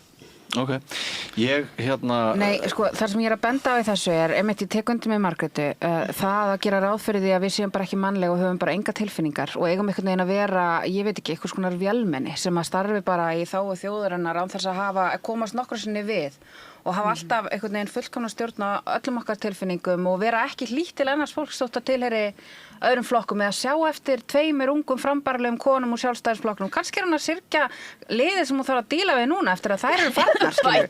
Ég meina, come on, þú veist, mér finnst líka bara einhvern veginn fullt svo hart að líka alltaf að gefa sér, sko, hversuna fólk haga sér eins og það haga sér. Ég meina, við hljótum að þurfa að tala út frá því sem það gerir. Þórunn kemst þarna við getum haft skoðun á því hvort að manni eigi að finnast það leiðilegt að Áslaug sé að fara eða ekki, en Þórunni finnst það greinilega leiðilegt. Og hún er forseti þingsins, hún er bara forseti Hún komst líka við þegar Áslaug var að sína tilfinningar. Nei, hún komst líka við þegar Þórdís Kolbrún kvaddi og kannski bara kemst hún alltaf við, hún er bara tilfinningarík manneskja. En eins og segi, ég held að þetta sé samt alveg rétt, þetta með rofið, það er að verða einmitt eins og þú varst að segja, það var kannski 3-5 munur á launum þess lægstlauna og hæstlauna í Íslands samfélag, hann voru margfalt meiri og þú veist, og fólk eru auðvitað líka bara misboðið, þú veist, með að við bara hvernig ástand er oft almennt fyrir fólk sem er að reyna að komast inn á húsnæðismarkaðinn og láta bara enda ná saman og þá býr einhver annar hópur í samfélaginu við einhvern veginn svona kjör sem eru svo miklu betur og þau geta aldrei látið sér dreymum. Þannig að það er eitthvað svona, það er að verða of mikið gliðnun. Ég sé bara endalaus forréttindi hjá sumum hópum á sama tíma og þeir hópar sem ekki hafa neina rödd hafa það einhvern veginn alltaf verð og verð. Ég er bara alveg sammálaðið það og það er bara hárrétt hjá þér og þetta er alveg ótrúlega óréttlátt. Og það þarf að breyta þessu. Ég bara velti fyrir mér hver ætli stað ætlar að breyta þessu akkurat núna vegna þess að þessi ríkisstjórn ætlar ekki að hækka skatta á þá ofurríku, sko. Nei. Hún er ekki að fara að breyta þessu jafnvægi sem hér er að ef þú átt fjármagn, þú veist að þá passa bæði seðlabankastjóri og ríkisstjórn Íslands upp á að fjármagnið þitt vaxi bara vaxi á meðan að eignastaðan þín rýrnar og rýrnar ef þú ert bara sauðsvartur almenningur. Það er líka eitt í þessu, sko, eins og Stefán Ólafsson, fyrir prófessor í félagsfræði sem er náttúrulega starfsmaður stéttarfélagsins Eflingar núna var að skrifa grein daginn og þú veist og þessi hagstjórnartæki sem eru notuð, þú veist það var að hækka stýrivexti sem hækkar, þú veist þá versnast staða þeirra skuldu, þú veist þeir sem eru að kaupa sér húsnæði og þvíumlíkt og það er líka svona niðurskurðarstefna hjá ríkisstjórninni og það er engar skattahækkanir, það er ekki verið að nota skatta sem tæki og þú veist og ég meina í alvöru tala, ég hitti einu svona konu og þú veist eflaust var hún svona, var þetta eitthvað mond, ég meina hún sagði, já ég væri nú alveg til að vera meira skattlagt þessar 900 milljónir sem ég og bankareikningi eru bara komin í vexti. Ég meina, þú veist, þetta eru 9 milljónir, fyrir ekki 9 milljónir. Sá sem tala svona peningar það sína, nýrík bank. 9 milljónir, þetta var svona freka venleg kona, kannski, ég veit ekki af hverju hún átt svona mikið pening. En þú veist, það er þetta og líka þetta, það er búið að tala svo rosalega lengi þessa, sem að borga í rauninu verið ekki útsvars til sveitafélaginu og til að borga fjármagnstekjur. Af hverju er ekki gerst eitthvað í þessu? Það er talað þunna fjármögnun þegar kemur erlendu fyrirtækjum. Þau flytja allan hagnað út í heim vegna þess að þau eru með eitthvað fyrirtæki í skúffu sem þau skulda, þannig að allur hagnaðurinn er tekinn. Þetta heitir þunn fjármögnun og það eru mörg lönd sem hafa farið leiði gegn þessu. Veistu, við erum bara, veistu það ég er einhvern veginn, ég er alveg svona, þess vegna er að segja, fólk það er hægt að treysta stjórnvöldum. Trausti stjórnvalda er mjög lítið til alþingi sem hann ekki hvort það er. Þú veist, 30%, 29% skilur til borgarstjórnar eitthvað minna. En það er meðal annars það út af því að mörgum þeir finnst stjórnvöld og það líku við ekki, skiptir varla máli hver er við stjórnvöldin, vinna í þágu svona venjulegs vinnandi fólks. Og eins og þessi niðurskurðarstefna sem er núna, þá fara að skera niður framhaldsskólana 7,1% og fleira og fleira. Hvernig þeir geta skorið 7,1%? Bætur og þegar tala að mögulega þá líka lækka, Jú, en svo verkalýðsráð Samfylkingarinnar gerði ályktun út af þessu með lækkun það er þú þarft að ávinna til að ávinna réttindi til allsins-bóta, það var hækka, það var bara 3 mánuðir en þá átt að hækka manni upp í ár.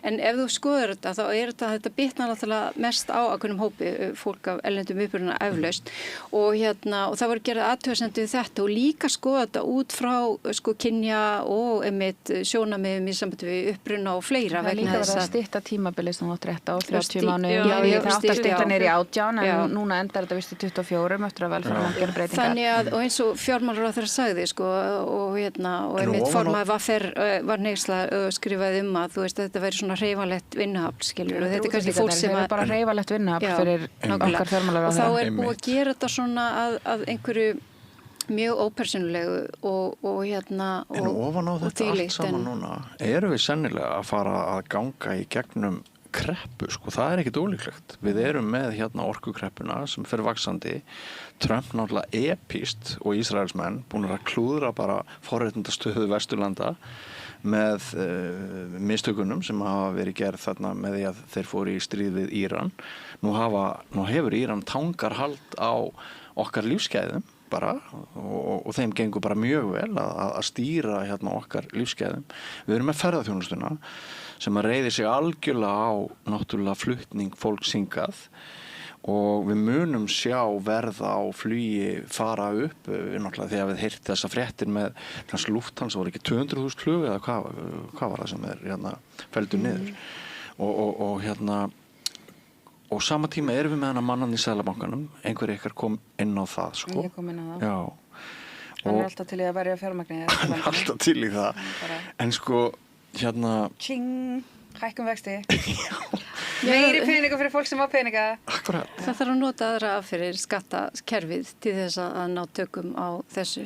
Það er mjög skrítið. En bara þessi síðasta vaxtahækkun og það kannski von á fleirum. Það líka með þessar hótanir, Hvað? Þú veist, það er ekki að bera mannin út, hann þarf að vera sjálfstæður og nefndin og allt það og það er líka voða fínt fólk alltaf í kringum hann sem að ver hann og allar þessar ákvarðanir en henni skuldu, þeir hafa mjög veikar Við getum tekið bara upp annan gjaldmiðl. Já, við getum bara að fara að tala kosningunni í ágúst og ESB. Nei, bara í alveg að tala, við getum gert það. Þetta er náttúrulega minnsti sjálfstæði gjaldmiðl í heimi, rosalega dýrt að reka hann og það sem ég skil ekki og hef aldrei skilið þó ég sé nú ekki hagfræðingur og það er kannski þess vegna, nei, ég veit það ekki, er að þurfa að nota stýrivexti til þess að slá á eftirspurn og minnka neyslu og eins og Stefán Ólafsson myndist það í greinni, það eru 2 milljónir ferðamanna sem skapa neyslu, þetta er innflutt, skiljum við, þetta er innflutt verðbólga og svo kemur hækkun á olíuverði, það er líka innflutt, hækkanir á vöruverði út af stríðinu í Úkraínu og því líkt og hvernig ætlarðu að stjórna þessu með sko eilifum svona skatta og þú veist það hvergi herri vextir nema í Rússlandi og Úkraínu. Það raunverulega flótti hjá ungu fólki sem að bera saman lífsgæði sem hér og í náttúrulega. Þetta hreyfalegt vinnuafl. Þetta hreyfalegt vinnuafl. Stýrivextirnir, þeir náttúrulega þeir eru mjög góðir fyrir fólk sem á fjármagn og skuldar ekki þeir séu bara því herri og það getur það fólk þannig að það líka þenslu hvetjandi vegna þess að það fólk getur bara eitt í sem öllu vöxtunum ef að fólk með verðtryggð lán eins og bara mjög margir hafa haft á Íslandi þá býta stýrivextirnir í raun ekki á greiðslubyrðina út af jafnlauna þannig en í hver einastu mánaðamót að það verða til auka peningar í kerfinu þegar að lánin hækka verðtrygginguna. Þetta kerfi gjörsamlega gjaldþrota og krónan á heima á þjóðminjasafninu. Það sem svo sorglegt að maður batt svo miklar vonir við nýja ríkisstjórn. Mér finnst, það er eins og sé alveg sama hver situr þarna. Það er allt saman. Þetta ekki vinstri hagstjórn. Þetta hægriski og frekar hægri sinni hagstjórn. Þetta bara allt fólk úr sjálfstæðisflokknum. Við skulum bara það var vinstri VG var í síðustu ríkisstjórn og þar síðustu líka. Það er alveg sama hver situr þarna. Sama niðurstaða fyrir fólki í landinu. Það er akkurat málið. Það er mjög merkilegt. Mig að þið alla fjórar séuð svona frekar Evrópu sinnaðar. Er það rétt hjá mér? Já, ég allavega get sagt það mig. Ég ætla ekki að svara fyrir ykkur. Ég myndi bara ekki segja að þetta væri alveg svart-hvítt og einfalt og það er kannski vandamálið við stjórnmál í dag og svona the zeitgeist að það er alltaf þessi svart-hvíta framsetning. Það eru gallar við það en ég held að kostirnir væru sennilega betri fyrir okkur sem þjóð og hvað sérstaklega var það gjaldmiðilinn þá? Þurfum svo sem ekki að taka ákvörðun strax en þið eru væntanlega allar í því liði að við segjum já í ágúst. Já. Og þá langar mig til þess að spyrja ykkur og mér langar núna að spyrja ykkur í fyllstu hreinskilni vegna þess að mín tilfinning þetta verða alveg hrikalega tæft.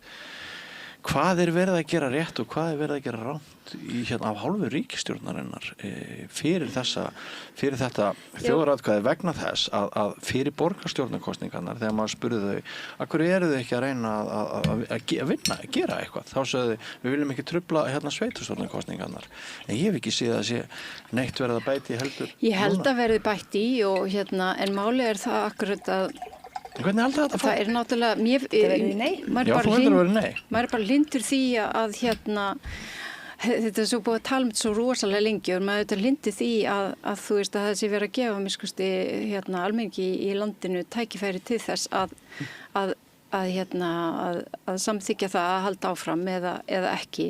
En maður auðvitað hræddur við akkurat þessa svona ótta umræðu og hræðsluáræður og það er einmitt mikið, ég var að hlusta daginn svona hvernig slagkraftur í nei-sinum, þeir eru náttúrulega með mokkan líka. En ég var að heyra líka hvernig hægrið svona hagar sér, þú veist, fyrst byrðu einmitt til ógn. Ógnin getur verið innflytjendur eða það getur verið að missa fullveldi þjóðarinnar og síðan byrjuðu til náttúrulega þann sem er ábyrgur fyrir því sem er svona hálfgjör föðurlandsveikari sem er þá að getur verið flokkurinn sem vill vera mannúðlegur í flóttamannamálum eða ganga inn í ESB og svo byrjuðu til Bjargvættin sem er þá flokkurinn sem ætlar að passa upp á það að þú veist að það sé ekki grafið undir íslensku gildum og þjóðlegum siðum eða fullveldi Íslands. Þannig að og sláturkeppirnir og þú veist og allt þetta og málið er það þetta er svona og það er mjög mikla bara líkur á því að þetta verði rosalega mikið svona áróðu stríð. Ég held að ríkisstjórnin þurfa að óhreinka sig með. Já, en byttu rólegur, ég er nefnilega ósammála því. Alþingi samþykkti að fara í þessa þjóðaratkvæðagreiðslu. Það þýðir að boltinn hjá þjóðinni. Og hvað gera fjölmiðlar? Jú, þeir fá atvinnustjórnmálamenn í settið og ekki til þess að fá fram neina staðreyndir eða lýðræðislega umræðu, heldur bara svona já, nei, mér finnst þetta og þetta, þú veist, ég þarf ekki meiri Sigmund Davíð. Bara ég þarf ekki meiri Sigmund Davíð í mitt líf eða, þú veist, eða heldur einhverja jápóstula.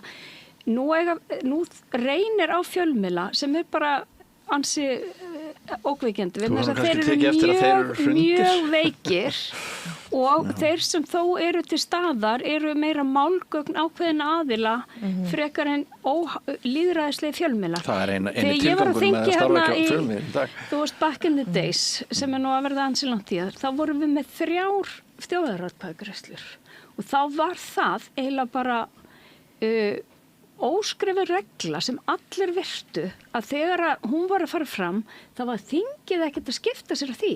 Þingið, þú veist í einu tilfellinu allavega, 2 gaf forsetinn þjóðinni sem sagt valdið, í eitt skipti var það þingið og þá voru við erum ekki að fara að skipta okkur af því.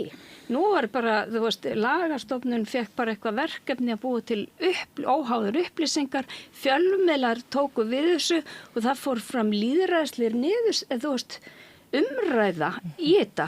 En núna er bara einhvern veginn eins og eina umræðan, ég veit að vandaðir fjölmiðlar eru í starthólunum og eru að undirbúa vandaði umræðu og ég vona bara að hún fari fram og verði ábyrrandi. En eina sem að mér finnst Ríkissjónvarpið til dæmis sem að bóða okkur upp á er bara umræðu þættir þar sem atvinnustjórnarmenn sem að eru búnir að gefa boltan halda bara áfram í einhverjum skotgröfum og það skilar engu. Það skilar engu. Við erum engu nær. Daginn eða ekki, þar voru nú allavega sérfræðingar. Já, ég mista því. Ég mista því. En ég horfði eins og Silri á múnda. Já, ég bara blessunlega þarf ekki að horfa á Silri lengur. Ég er svona að njóta þess að það þarf bara ekkert að gera það.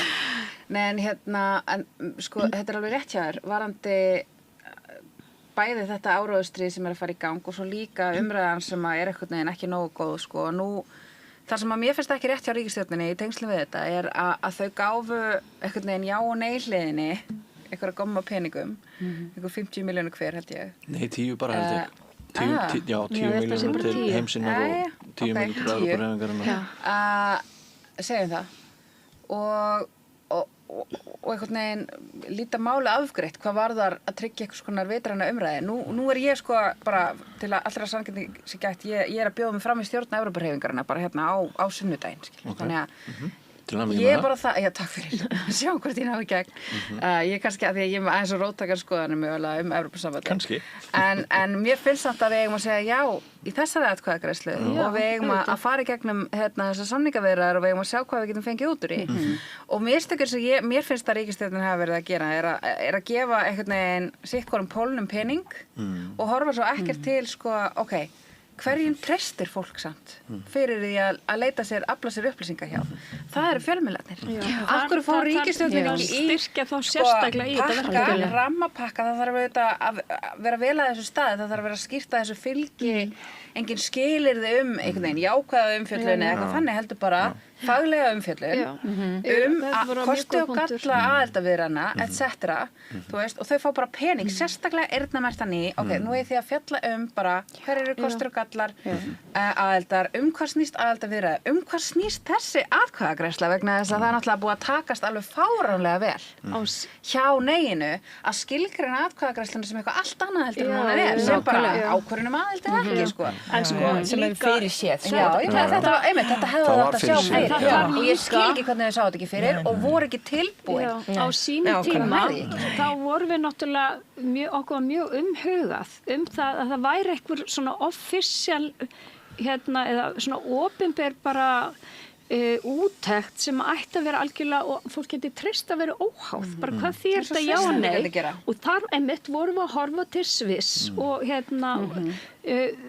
í öllum tilfellum minnum ég að það hafi verið Lagastofnun Háskóla Íslands sem tók þetta að sér að búa til bara upplýsingar, vandaðar upplýsingar þar sem að kostur og gallar og sviðsmyndi voru dregnar upp án nokkurs en sko þessi atkvæðagreiðsla hún er prófsteinn á það hvort það geti farið fram lýðræðisleg umræða í þessu landi ennþá eða hvort að skautunin og trömpusnin sé búin að taka okkur algjörlega yfir. Það getur orðið hérna upplýst umræða eða ekki og ef það er ekki hægt þá getum við bara sleppt þessu fulltrúa, við getum sleppt þessu lýðræði yfir höfuð ef það er ekki hægt nokkuð tíman undir nokkur kringumstæðum að taka upplýsta ákvörðun og umræðu hlutina. Og sjáu þið hvað verður rosalegum peningum spýtt inn í félagsmiðlana eins og TikTok og svona þegar líður á og hvað það mun í rauninni bjaga. Það er mikla líkur líkur á að það bjægi hérna sko, við erum að tala hérna fjölmiðlana, hvað þessar gömlu kirkjur sem áður höfðu mikinn slagkraft,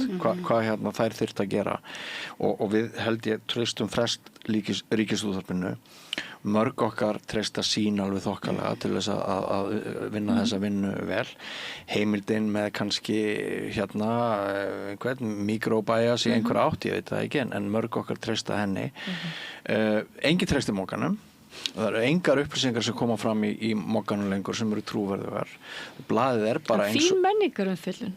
Já, reyndar. Já, þannig eru... Og þú veist, mér finnst leiðilegt að þurfa alltaf að fara með þessa ræðu. Ég á marga góða vini og þeir eru flottir þegar þeir skrifa þessa fréttir. En það breytir ekki því. Að bara, ef við skoðum fyrirsagnar í mokkanum núna, viku eftir viku. Þú veist, það fletta í raun og veru bara langt inn í blaðið til að finna raunverulega frétt. En mér svo gott að Margrét að koma með lausn á því hvernig við gerum leggjum þetta allt saman og hve miklu raunverulegu máli skiptir þetta. Það voru fjölmiðlarnir á þeim tíma sem þú ert að vitna til sem að voru hliðverðir og við vorum miklu meira að hérna, velja okkur upplýsingar þaðan og það er þetta góður að gildar eða voru svona. Nú er það bara internetið, nú er bara hver maður er... Það er nefnilega vandinn að því að þú ert í stjórnmálum að þá ertu að reyna, þú veist, býtu hvað er móttalinn, hvað upplýsingar er fólk að fá? Núna veistu það ekki. Þú getur ekki vita hvaða TikTok myndbönd þú veist kjósendur í efri byggðum Kópavogs sem kursu allir sjálfstæðisflokkin, hvað voru þeir að horfa á? Ég veit það ekki. Svo er þetta líka spurning bara núna aðeins í sambandi við líka bara stjórnvöld annar landa, þú veist, ég meina komið frétti með Rússland, vil ekki armenna gangin í ESB, þú veist, nú hefur það nú alveg verið, þú veist, opinberað að núverandi bandarísk stjórnvöld sé ekki hlinda að ESB ald í Íslands og þvílíkt, þannig að en svo embætti fjölmiðlana að þú veist, maður man alltaf eftir því að fjölmiðlar voru að skrifa greinar þar sem sko varu einhver staðrendir og tölfræði og hlutinir settir í samhengi. Núna sér maður rosalega mikið, jafnvel einhverja tölfræðilega staðrendir og þær eru hins vegar ekki, þú veist, einn hópur er svona eins og í Morgunblaðinu, eins og fólk af erlendum uppruna eða er svona mikið á öryggjabótum. Já, og síðan er ekki til samanburða við aðra hópa og svo er ekkert samhengi í þessu. Og þá eru bara, þú veist, fjölmiðla, þetta er bara orðið hlut af áróðri og þú veist að baka einhver svona fyrirframgefinni hugmynd bara til að styðjana einhverjum rökum, einhverju tölfræði og svo mikið misnotkun í þessu. Og þetta er náttúrulega líka hluta því að það er óbúslega erfitt oft fyrir mann sjálfan og auðvitað, þú veist, aðra að bara hreinlega vita hvað er rétt og ránt í þessu. Og nú missum við áhugavert að það er einn maður sem heitir Halldór Jörgen Ólesen, ég var aukvöldan daginn, hann með veð sem heitir Verðbólguvaktin og hann er svona gagna sérfræðingur og hann er að koma upp með alveg ótrúlega áhugaverða hluti, allt í sambandi við ESB og sjávarútveginn og sögulega staðreyndir og hitt og þetta. Og þetta er bara besta sko fjölmiðlaumfjöllun sem ég hef séð sko lengi. Eins manns framtak. Það rifjast upp fyrir mér svona, það var fyrir svona TikTok áður þetta tók allt við svona þá þegar maður var að starfa á þingi og það kom einhverjar sem maður bara búin að vera að vinna við eða í kringum og maður vissi að það kæmi út í opinbera umræði í hádegisfréttum og svo beið maður, það var rosalega vel inn í þessu, svo beið maður eftir fyrst komið hádegisfréttir á RÚV og svo komið allir fjölmiðlarnir og það var svo áhugavert að sjá hvernig þeir matreitu sama hlutin eins og þú segir, skilur, að þá var þetta svona en núna hefur maður enga svona yfirsýn yfir það hvert þetta fer, nú er þetta það er svona direct marketing, þú veist, sumir hópar fá þetta, aðrir hópar fá þetta en bara rifjaðist upp fyrir mér, þú veist að segja þetta það er svo fyndið að sjá þetta sko mokkin matrill, svona vísir svona stundin svona sama hlutin sko. Og svo líka bara Cambridge Analytica sem að Trump notaði til þess að sko bara prófalera sko þennan hóp og hinn hópinn og þessi hópur sagði, já mér veist þetta er uppáhaldslitur þessa hóps, hann er gulur og þetta er grænn hjá hinum og þá sagði hann, gulur er fallegasti litur og grænn er fallegasti litur. Hann var alltaf að klæðskera sauma skilabúin inn í hópinn sem var búið prófalera og þetta er náttúrulega líka bara eftir að aukast sko með gervigreind og fleira. Sunna, þú ætlaðir að segja eitthvað? Já, mér langaði bara sko eins mikið og ég hef í samfélagsmiðluna og sérstaklega einmitt sko þetta manipulation element í þeim að það verði samt að koma til varnar því leitinu til að sko þetta hliðvarða hlutverk fjölmiðla auðvitað bara pínlegt þessa dagana þegar kemur að þjóðarmorðinu í Palestínu og við horfum á hvernig linnulaust dráp á börnum hvítþvegið í öllum helstu vestrænu fjölmiðlum heimsins og það sem valdandi því að almenningur sér í gegnum þetta og veit hvað að gerast eru samfélagsmiðlarnir, eru það að fólki á Gaza getur tekið myndbönd af því sem að gerast, að fólk sem að rannsaka hvað að gerast á svæðinu getur deilt óhindrað sínum skoðunum í gegnum samfélagsmiðlana og það þannig sem að ungt fólk í umverpum að snúast gegn stefnu Ísraels og gegn síónisma til dæmis í Bandaríkjunum, það út af samfélagsmiðlunum. Þannig að þú veist, þetta hefur allt kosti og galla sko. Og það sem að fjölmiðlar hafa verið að gera, þetta hliðvarað hlutverk búið að sko, ég meina þeir hafa alltaf verið notaðir í áróðustilgangi, sérstaklega í þessari heimsvaldastefnu og þessari árásarhneigð sem að einkennir okkar heimshluta. Ég meina vorum að tala flóttafólk áðan, bara áróðurinn sem var notaður til þess að réttlæta innrásina í Afganistan, innrásina í Írak og allt þetta sem framleita allt þetta flóttafólk sem við viljum fangelsa núna. Þetta allt, kemur allt líka svona, birtingamynd í fjölmiðlunum hvernig þetta fólk afmennska, hvernig það réttlætt að það megi sprengja það í loft upp, hvernig það réttlætt einhvern veginn að fólki sem að flýr þaðan sé einhvern veginn ógeðslegt og óhreint og við þurfum að halda þeim frá okkur. Þetta allt hluti af þessum sama fjölmiðlaheimi sko, sem að tekur þátt í að búa til þetta narratív. Og sérstaklega þegar kemur að þjóðarmorðinu í Palestínu, það bara fáránlegt, þetta líka hérna á Íslandi að fylgjast með, þú veist, hvernig talaði fólk sem drepið í Úkraínu og svo fólk sem drepið í Palestínu, hvernig það bara að nota allt annað tungutak það. Fólk sem drepið í Líbanon eða fólk sem drepið í Úkraínu. Og líka þessi tvískinningur. Og sko, hinn besti heimur allra heima eru margir fjölmiðlar sem allir vita eru aðeins bæjast og sem dekka allt sviðið. Ég segi stundu, þú hefur kannski rétt slefað í það með mér að hérna þegar ég var nemi í framhaldsskóla á heimavist og ég gat lesið sömu forsíðufréttina í Þjóðviljanum, Alþýðublaðinu, Mogganum og Tímanum.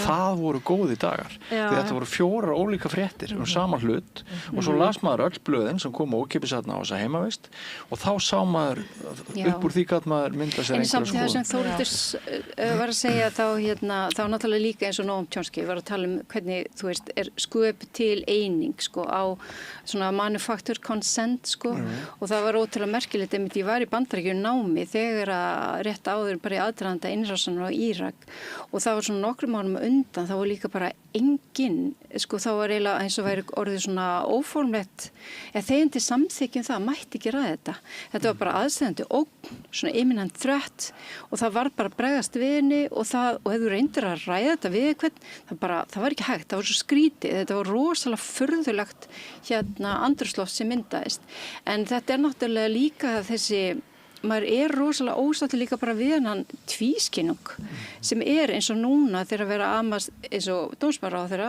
að tala að rússneski ferðamenn komi ekki hingað og þeir eru svona, ég sá einhverja tölu, það svona 7.000 sem koma kannski til Íslands, það svona 35.000 sko ísraelskir ferðamenn og það búið að dæma Ísrael, það ákæra á hendi þeirra fyrir þjóðarmorð. Þú veist, þeir eru komin að svarta lista í Sameinuðu þjóðina fyrir kynferðislega ofbeldi gagnvart Palestínumönnum, sérstaklega auðvitað þeir sem haldið föngnum.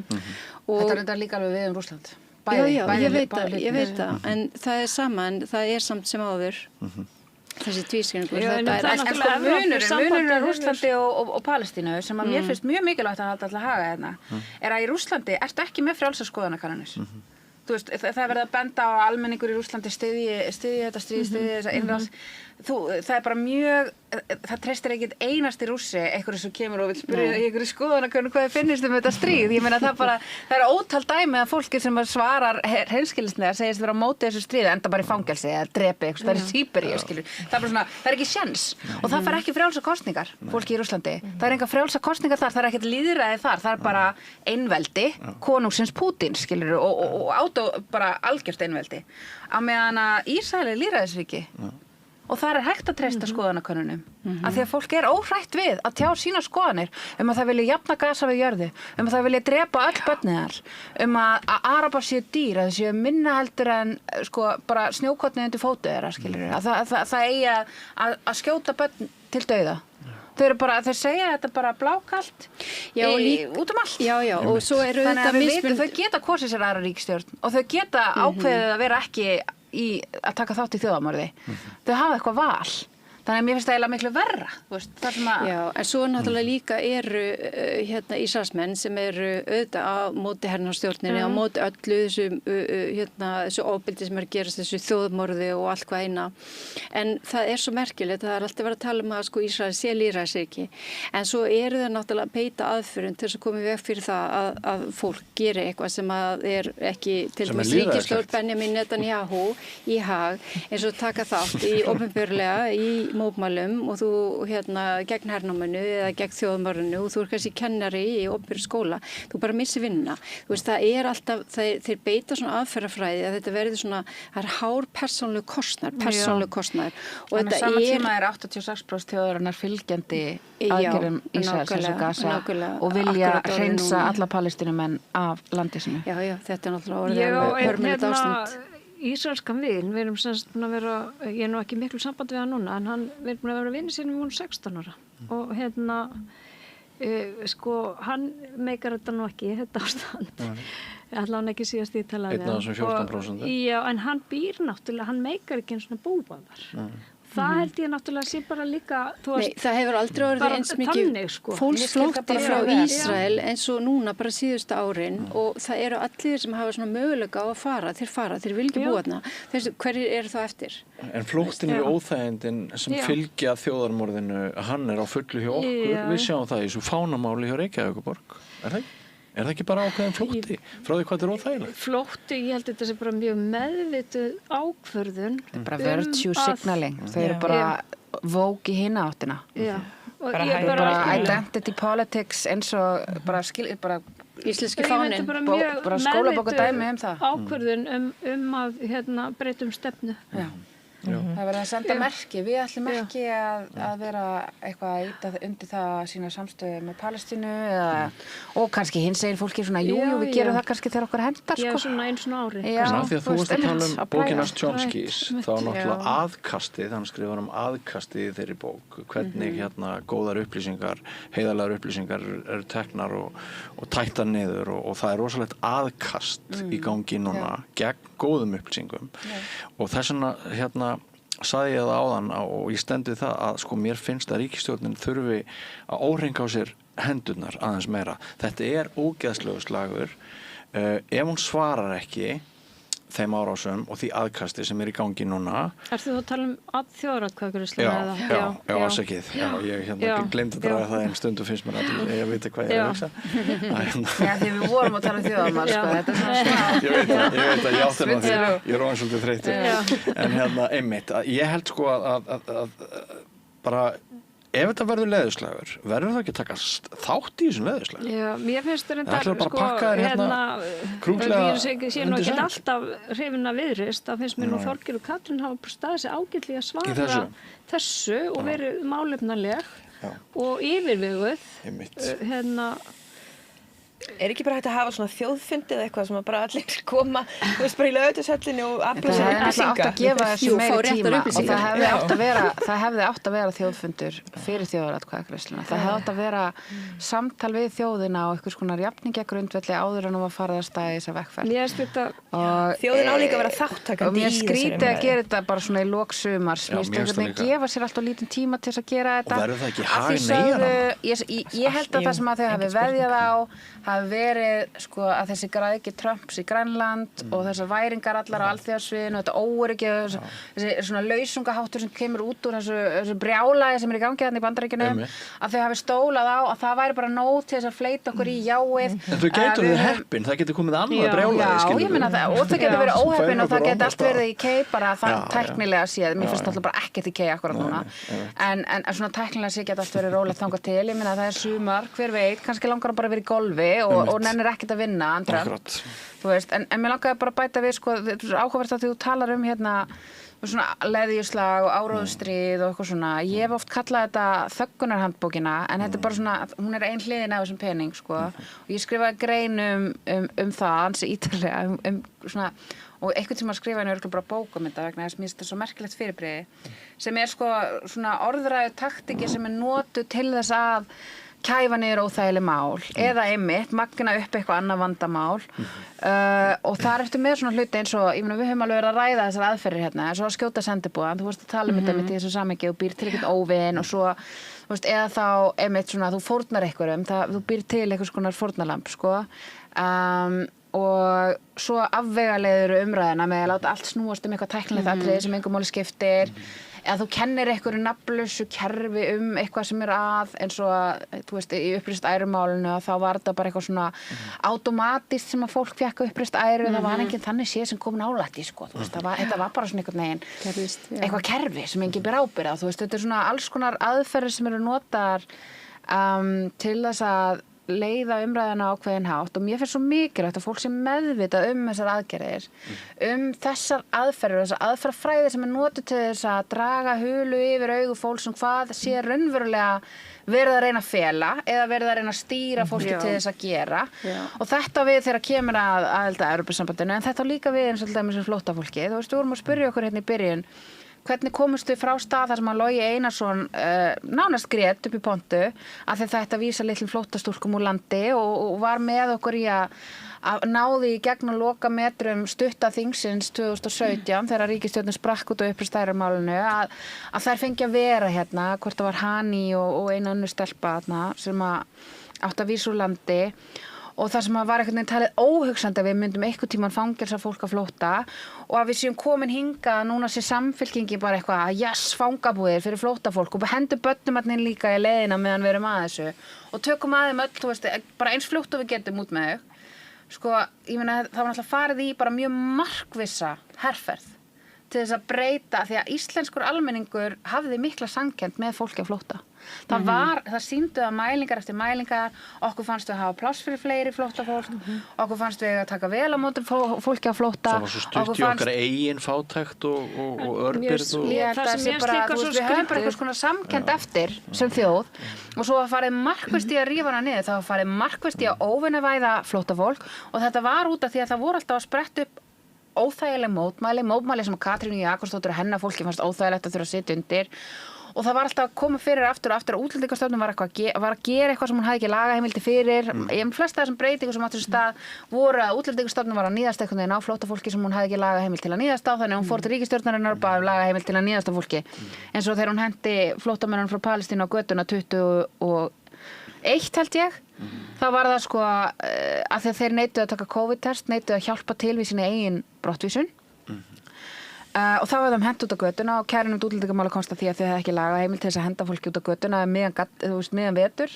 út í gattinn 21 flóttamaður frá Palestínu og þá var farið að stað með þetta, setja það inn í lögin að það mætti henda fólki út sem væri ekki samvinnufúst við sína eigin brottvísun og núna er verið að binda lokapunkt á það þessi samhliða löggjöf sem ég er að benda á þar er verið að setja skyldu að þú eigir að hjálpa fólki þú eigir að hjálpa yfirvöldum við þína eigin til byrja skylda sem flóttamaður að hjálpa yfirvöldum við þína eigin brottvísun en sko herferðin sem var farin til þess að gera þetta hún náði hápunkti sínum þegar að Palestínumennirnir voru að mótmæla fyrir utan Alþingishúsið að þeir vildu fjölskyldusamningu meðan að þjóðamorðið stóð yfir og Bjarni Benediktsson kallaði þau skríl Já, og hann sýndi líka bara og tengdu við skipulega brotastarfsemi og lét þess að þau vera vanhelga Austurvöll með því að mótmæla þar staðin sem við mótmælum öll mjög reglulega og maðurinn sem sagði við mótmælum öll er þarna bara já, einmitt, hann er þarna maðurinn sem sagði við mótmælum öll og svo þetta bara þegar að samfélkingum við sátu hjá og þegar að hinir samþyktu þetta frumvarp sem að leiði okkur að leiði ríkisstjórninni að henda þessu fólki að flótta á götuna og við horfðum á það í beinni útsendingu að þolendur mansals var flykkt á götuna og þær lágu grátandi með ferðatöskurnar sínar út á götu. Þetta var bara svona, þetta var af mennskun í beinni útsendingu. Þarna voru stjórnvöld búin að samþykkja að það mætti af mennska fólk að flótta á þennan hátt. Varnarlausasta fólk sem það finnur, þolendur mansals frá Nígeríu, ef ég man þetta rétt, grátandi biðandi miskunnarvægð og út úr þessu sprettur kakkalakkin rasismi alveg bara út allt. Allt hérna er bara búið að gefa leyfi til þess að vera rasisti. Það er bara allt í lagi. Það er búið að samþykkja og þá fá allir sem að hafa haft þetta kraumandi undir niður í sér í allan hennan tíma en verið sussað á af góða fólkinu loksins leyfi til þess að vera vonda fólkið og finnast það gott fyrir vikið af því að það er að vera land og þjóð og þannig færast þessi mörk og þetta var algjörlega meðvituð útpæld, kalkuleruð ákvörðun hjá bæði Samfylkingu og Viðreisn að henda þessu fólki fyrir rútuna að fórna þeim fyrir atkvæði af því að það sá það bara þessi áráðusherferð, hún var búin að skila árangri fólk var bara komið á þennan stað það hefur enga samkeppni með þessu fólki það vill það út, það vill það í búr, það vill það burt og við þurfum að fara hingað til þess að geta komist í ríkisstjórn ég held að margir í þessum hópi hafi hugsað en svo ætlum við að vera góð Já. En ekki átta sig á því að nei, við ætlum ekki að vera verri En það sem gerist akkurat síðan í kjölfari að það hefur auðvitað oftar en einu sinni komið fram svona hópar, svona mjög þjóðernissinnu hópar, sko Ísland fyrir Íslendinga og þá nú frægt dæmi þegar einhver bræður undir Eyjafjöllum stofnuðu einmitt svona félag og annar var varaformaður og það var haft eftir honum svona mjög rasísk ummæli og ríkissaksóknari kærðan og grundvelli hegningarlaga og hann fékk einhver fjársekt í héraðsdómi og hann áfrýjaði og það var þrefaldað fjársektin og þetta var svona dálítið fordæmið þarna. En þetta hafi verið svona jaðarhópar og allt í einu þá kemur bara Ísland þvert á flokka fullt af fólki á Austurvöll, þennan sama völl og með íslenska fánan og allt í einu var komið eitthvað sjálfstraust sem að maður hefur ekkert séð með þessa hópa fyrir ári síðan og síðan kom þessi stjórnmálaflokkur fyrir borgarstjórnarkosningar og okkar borg en það var mjög áhugavert vegna þess að hluta því verkefni sem ég hef verið að vinna með lýðræðisþátttöku íbúa af erlendum uppruna það er að halda opna kosningafundi með frambjóðendum allra flokka og þetta er auðvitað gert á ópolítískum forsendum þar sé að öllum er boðið fyrir alþingiskosninga þáðu 9 af 11 flokkum að koma og það var fullu salur í Veröld Vigdísar og núna voru 11 frambjóðin í Reykjavík og svo var líka fundir í Reykjanesi og Akureyri og Norðurþingi og Vík í Mýrdal en það var svo áhugavert á fundinum sem sagt í Reykjavík að þarna sátu fulltrúar flokka sem hafa nú ekki verið mjög vinsælir í garð fólks af erlendum uppruna og kannski sérstaklega flotta fólks.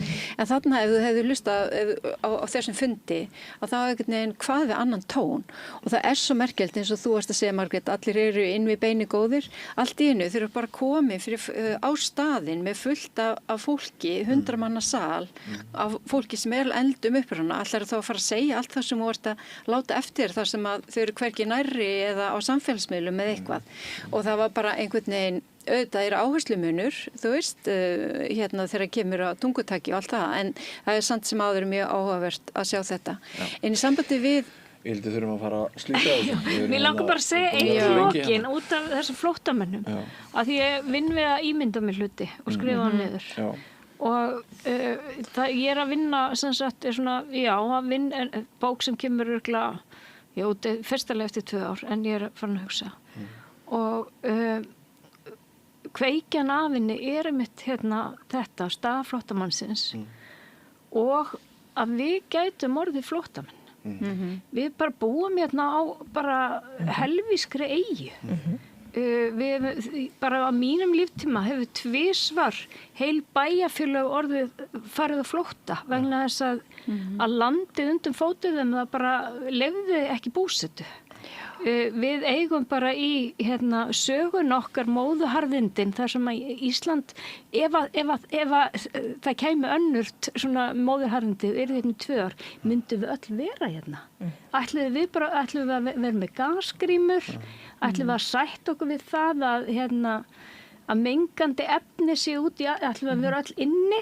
eða ætlum við að fara og þetta, þú veist, ég er mjög mikið að hugsa þetta núna en þess að við getum orðið næst og ætlum við þá að fara og búa í brottfararmiðstöð eitthvað stær í Danmörku eða þú veist, að því að líka bara öll þessi kerfi sem við erum búin að koma okkur upp Evrópusamstarfið, Norðurlandasamstarfið bara allt þetta eftir seinni heimsstyrjöld það sem við erum að gera heiminn skárri þetta er alltaf gliðna og leiðast í sundur Þetta er gott söguefni hjá þér, mér líst vel á þetta gangið vel með þetta svo eru svo margar aðra sögur sem við getum sagt hvert öðru við þetta borð bara hver erlend áhrif hafa hjálpað okkur Íslendingum að verða þjóð hvað við höfum mikið þurft á þeirra sjónarhorni, kröftum og hugmyndum að halda og það verður ekkert breyst í dag frá fyrri tímum, við þurfum ennþá við værum ekki neitt ein og sér við hérna sem eru með til dæmis allt aðrar reglur í því hver má sofa hjá öðrum heldur en til dæmis hérna Norðurlöndin núna, tóku eftir því að hérna við erum náttúrulega ég tók ekki eftir því Svo líka bara við erum náttúrulega harðgiftar konur Nei, sko, frændfólk þitt sko, sem þú máttir eðlast á samkvæmt íslensku lögum og giftast og allt það að hérna, við sjáum aldrei ástæðu til þess að breyta þessu á sama tíma og hérna eiginlega allt annað breytist en í hinum á hinum Norðurlöndunum þá eru komnar allt aðra reglur og hér er bara unga fólki enn með appið þau út ekki bróðið minn, út ekki Nei, nákvæmlega, þeir sem að hérna börðust náttúrulega fyrir sjálfstæði Íslendinga voru náttúrulega fyrst og fremst námsmenn sem voru erlendis eða í Danmörku út af því að þeir sá allt innu straumar og stefnurnar og áttuðu sig á því að hlutin gæti verið öðruvísi heldur en að vera reyna að gera Ísland mikið skárra í langan tíma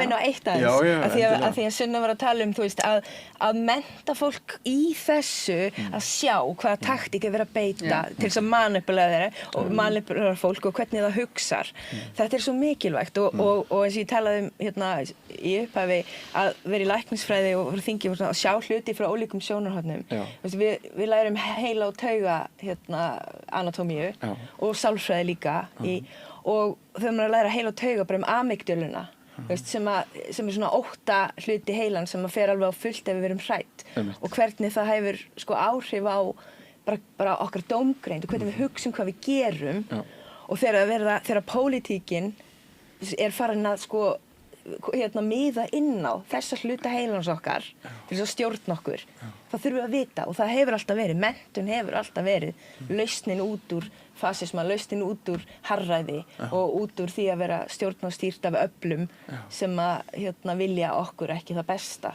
og réttlátreiði og er til betri menntun en að hitta fólk frá öðrum menningarheimum og hérna, það er bara gegn en þetta með sko hérna kynlífið þetta var sem sagt augrandi statement í þá átt að ein og sér væru við náttúrulega bara áfram svolítið úrkynjuð og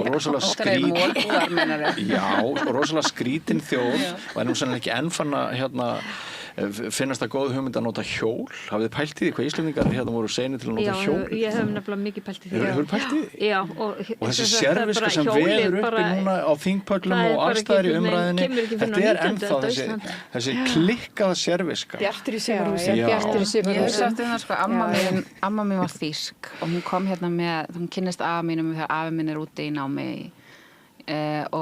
og hérna þau flytja saman hinga heim og ég hugsa sko tíma sem hún bjóð það voru margar þýskar konur hérna svona ráðskonur og svona og þetta er alveg merkileg saga þessara kvenna og það var alltaf setið í mér þetta var ekki við ömmu mína sko heldur einhverja ráðskonuna ég las bara einhverja svona sögu þar sem að það þótti bara algjör firra að borða kjúkling að borða hænsnakjöt sko og þær voru eitthvað að laumast eitthvað út í kofa til þess að sjóða kjúkling það var svo mikið tabú hérna ég meina að þú veist það þurfti að láta lítið á þessu bera sko Amma mín er fædd 1918 og hún var sem sagt fædd inn í Reykjavík sem var náttúrulega bara lítill staður á þeim tíma og giftist svo manni sem var hérna og flutti með honum heim til hans í Skagafjörð og hún borðaði kjúkling og hún var bara skrýtnasta konan í sveitinni það var bara þannig og hún líka týndi fíflablöð og vörun til að koma smá C-vítamin í fjölskylduna rosa skrýtin kona nákvæmlega þetta var allt verið mjög framandi hérna í sveitinni sko. Það er búið að vera frábært að spjalla við ykkur og ég var aðeins verið að taka þetta til mín með sexisman á það Mestu þetta bara Ég held að sem mögulega eins með þetta eins og söguna með Pál Valsson og Beinas Jónasar að þar þurfti ég svona að leggjast betur yfir og svo skipti ég skoðun og kannski náðu þið þarna 4 konur að afhjúpa hjá mér sexisma í beinni útsendingu og ég ætla virkilega að pæla í þessu því það er það sem við eigum að gera við eigum ekki að fara upp á aftur lappirnar og heldur við að hugsa það sem við heyrum falleg auðmýkt það ekki? Jú.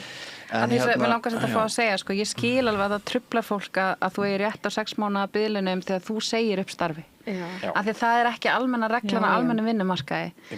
Og ég áttum alveg á því að það virkar óréttlátt á fólk og ég skil það alveg. En það er þá, þú veist, svona virkar þetta eins og þetta er núna.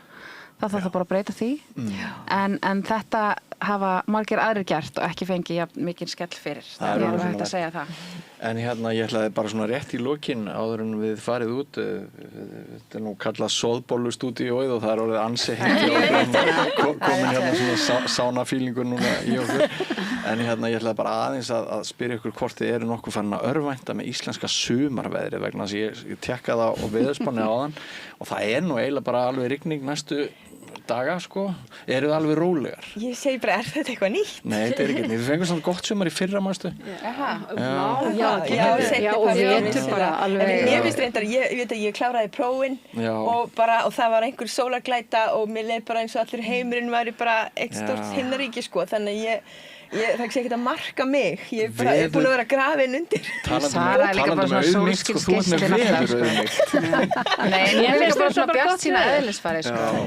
En á morgun, þá ætla ég að vera rosa dugleg í garðinum og þá á að vera sól miðbikdagsins og 14. hiti.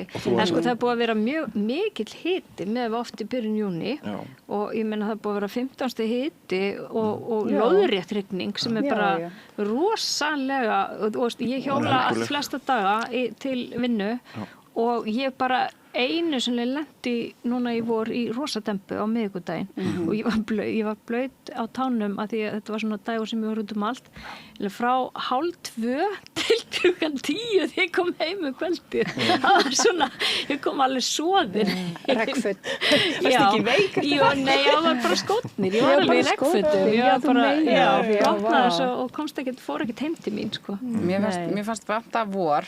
Ég var svolítið pirrið yfir því, mér varst bara vetur þangað að það var allt í henni komið eitthvað svona sumarsles vor, það truflaði mér svolítið, ég er svolítið mikið á fjarfundum, þar sem að samtökin sem ég er hérna að reka eru staðsett í Brussel og ég er að starfa með fólk allan heim og þetta er svona chit-chat sem að tekur alltaf að spyrja mig hvernig ég hafa hvernig veðrið er og ég bara, ég held að við erum bara búin að ákveða að við ætlum að sleppa vorinu fara beint í sumarið, þannig að ég bjart sína á sumarið verið gott en ég stóla bara aldrei á að sumarið á Íslandi sé gott. Ég reyni að sjá til þess að ég geti verið eitthvað staðar annars staðar, að minnstakosti nokkra vikur svo ég lifi það af að búa hérna. Ég þarf sannarlega að fá nokkra sóladaga í líf mitt bara til þess að upplifa einhvern veginn ég veit ekki. Svo segi ég alltaf við börnin mín íslensk sumarrigning er forréttindi, sko.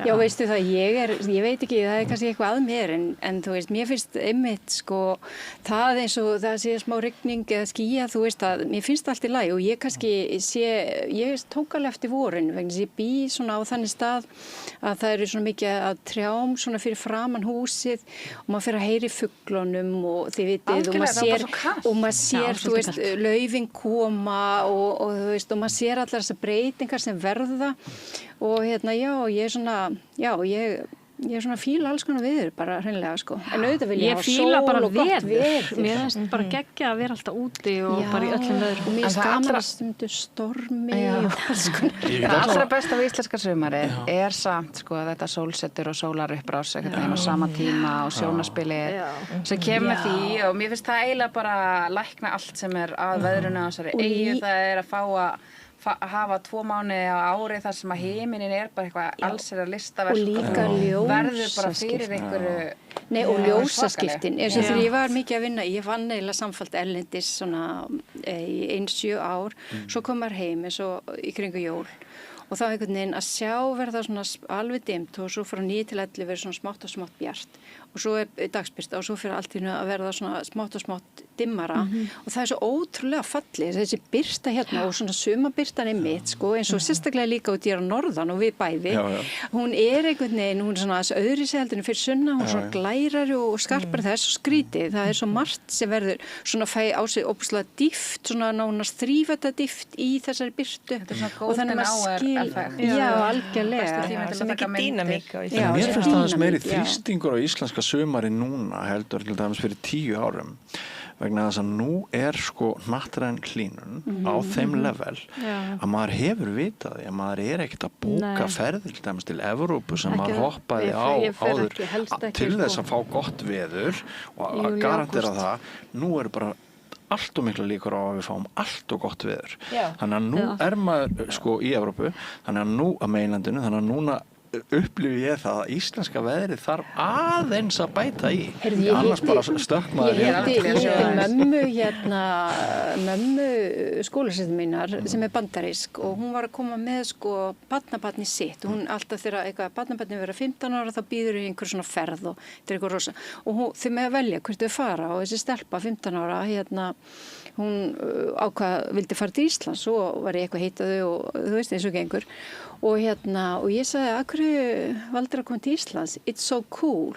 Og ég held hún væri að meina að það var svo hipp og cool. Nei, það bara út af það svo svalt skilur. Já, ég veit ferðamenn sem eru bara á skólaverustíknum. Þau komið til þess að flýja þennan hita, sko.